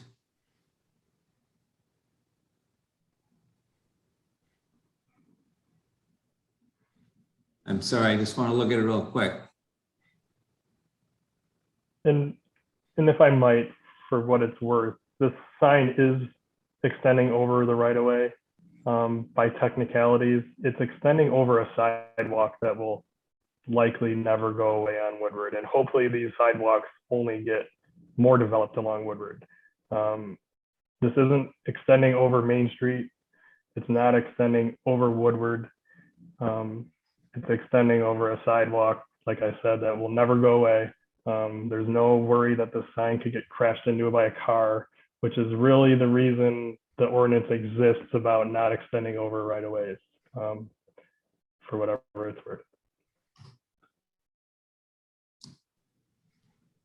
Well, I won't get into a debate, but that's not why the reason's there. And I think this is back on the planning commission side, so. All right, well, let's, thank you, Mr. Twing. Let's see, is there any further comment or questions about this motion? All right, seeing none, I'm going to call for the vote. And I'm going to start with Mr. Mayor Fournier. I vote yes. Ms. Beaky, Yes. Commissioner Douglas, No. Mr. Gantina, Oh, yes. Mr. Curtis, Yes. and I'm also going to be a yes. So we're approved the variances as requested. So good luck to you. Thank you. Continued success, and we enjoy you being part of our community. You're an important part of it. So Thank you. continue Thanks, good luck. everyone. Good luck with your new ventures. Thank you so much. We really appreciate it. You made us all very happy today. Thank you very much. All right, thank you. All right. Next order of business is the City of Troy as issued a notice of intent to amend the city master plan. Mr. Twing, is this an update for them? Oh, well, actually, your next order of business is how you want to handle your next meeting. whether you want to continue remote or whether you want to meet in person. The last few meetings, you've made a motion to direct how you wanted that to occur. All right, any discussion of this? We are now looking at October. Commissioner Douglas. Yeah, I'm going to again make a case for an in-person meeting. The city commission has met in person now, and I find that the spacing at table is pretty generous. We have no contact, within the breathing space of our guests or our speakers. City Hall now requires masks. So at our last meeting, all of the commissioners were masked and we were still able to communicate effectively. And I think we as a group are better when we're in person. And then I'm also going to throw out a little bribe. The city has created these new buttons for all volunteers. And if we all are together, you'll all get one. So that's my take on it. All right, thank you. That's the first I've seen of those buttons. Mr. Curtis. It's a nice button, but I move to continue with our Zoom meeting next month. All right, other comments? Ms. Beakey and then Mr. Mayor. While I would be somewhat willing to come with the full mask mandate in place right now, and I was giving myself until October to kind of see cases are getting worse instead of better. And so for my personal comfort, I would prefer, again, I'd be happy if other people meet in person, if I can phone in again, that worked for me. But I'm not comfortable coming in person if it's not absolutely necessary given the circumstances. But I am happy that the mask mandate is back in place for City Hall. Mr. Mayor.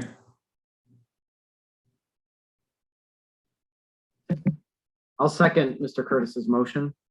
For me, Commissioner Douglas makes a good point about City Hall and masks and everything. Ms. Beakey does recognize the fact that, things aren't getting better. We're getting colder, it's getting warmer. And for me, the commission, every commission member unanimously agreed to go back.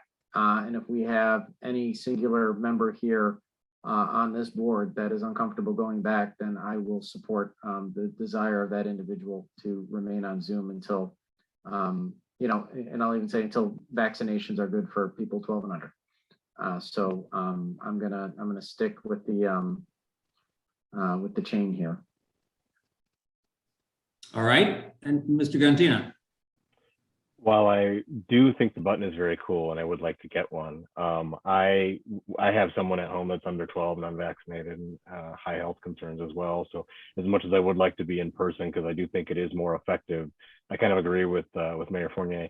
If there's any member of this group that is hesitant to meet in person, I don't want to make a decision that would exclude them for that reason. So I'd be in support of continuing Zoom meetings at this point.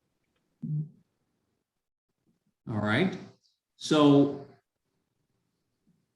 I hope I was paying correct attention here. So there is a motion to meet by Zoom. Commissioner Douglas made a comment there. I don't know if that was a motion. I think that was just a bribe, wasn't it? Or was it a motion and a bribe? Mr. Curtis made the motion. Yeah, that's the only motion. That's what I'm trying to remember. There's only one motion on the table. That's Mr. Curtis's motion. Yes, mine was just a bribe. Okay, and thank you. And it was seconded. So we have a motion on the table. Is there any further discussion on Mr. Curtis's motion to meet next month in October by Zoom? Seeing none, then I'm going to call for the vote. We'll start with Ms. Beakey. Yes. Mayor. Yes. Mr. Curtis. Yes. Mr. Cantina. Yes. Commissioner Douglas. No. And I'll be a yes, because I also think that we feel the same way. If you guys aren't comfortable, I can keep doing this for a little while longer. So motion carries. So next month we will meet by Zoom. All right. Sorry that I. No pins for you. All right. So then the next item of business is the intent to amend the Troy Master Plan. Mr. Twing. The next two items are really just for your information. There's no action necessary. All right, I guess I will say that this is another copy of the Michigan Planner, which we've had some interesting articles in there. We're encouraged to read that. And there was also the question about who would be wanting to participate in the conference, that MAP conference coming up. I know some of our members have said that they want to participate. I haven't made up my mind yet, but I may well. But anybody who's thinking about that and hasn't responded to Mr. Twing, I think we have to when? Mr. Twing till Friday? I don't recall, but yeah, whatever that date is. So Okay. I don't recall whether it's this Friday or next Friday. Okay, there was a deadline. So yep. Please consider that and provide your response. Okay. Given that, that is the end of the agenda for today. If is there any other comments? Yes, there is. Mr. Curtis. I move to adjourn. All right. Is there a second? There's a second. So let's just. I also had a quick comment. Oh, okay. Go It ahead. is a second, but I'd like to comment. I just want to comment on the Michigan Planner. I do encourage everyone to actually read it because it deals with climate change. That is the focus topic of this issue. And being part of the task force that is working on the city's sustainability plan, I think it would behoove us all to be as educated as we can be as it pertains to climate change and how municipalities are dealing with it. All right. Thank you. All right. Let's call for the vote on the motion to adjourn. If there, well, before I do that, are there any other comments from any of the commissioners? Ms. Beaky.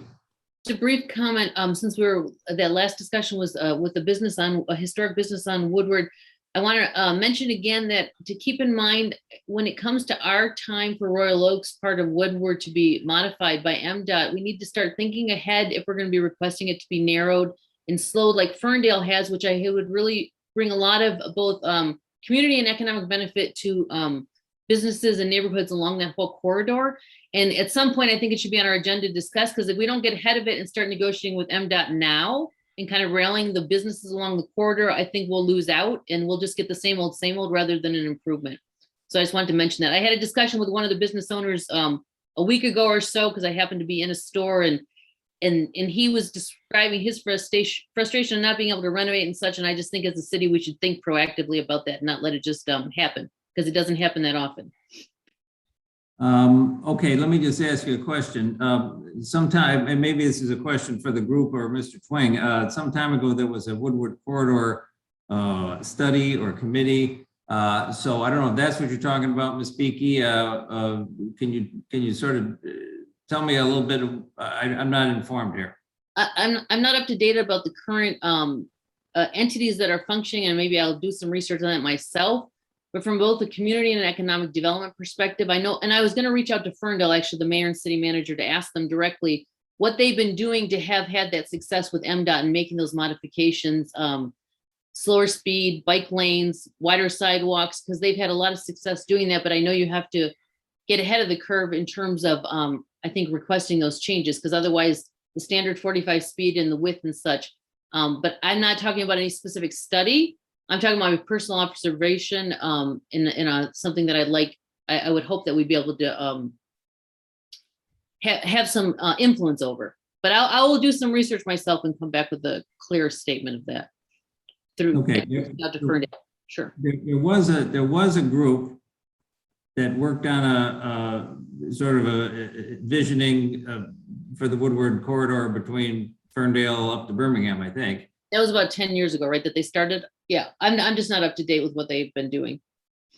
Okay. I don't think they are active anymore. All right. So, but Ferndale's doing something is the comment here, and we should find out what they're up to. Find out what those Ferndales are up to. Okay. Very good. Any other comments by any of the commissioners? All right. Seeing none, I'm going to call for the vote to adjourn. We'll start with Ms. Beaky. Yes. Mr. Mayor. Aye. Mr. Curtis. Aye. Mr. Gantina. Yes. Commissioner Douglas. Yes. And I'm a yes, so we're adjourned. We'll meet by Zoom next month. And thank everybody for your work and your service. Thank you, Tim. Thank you, Ms. Schwanger and Mr. Leal. Welcome, Aaron. Thanks. Have a good evening, everyone. You guys. All right, thank you. Yeah, guys.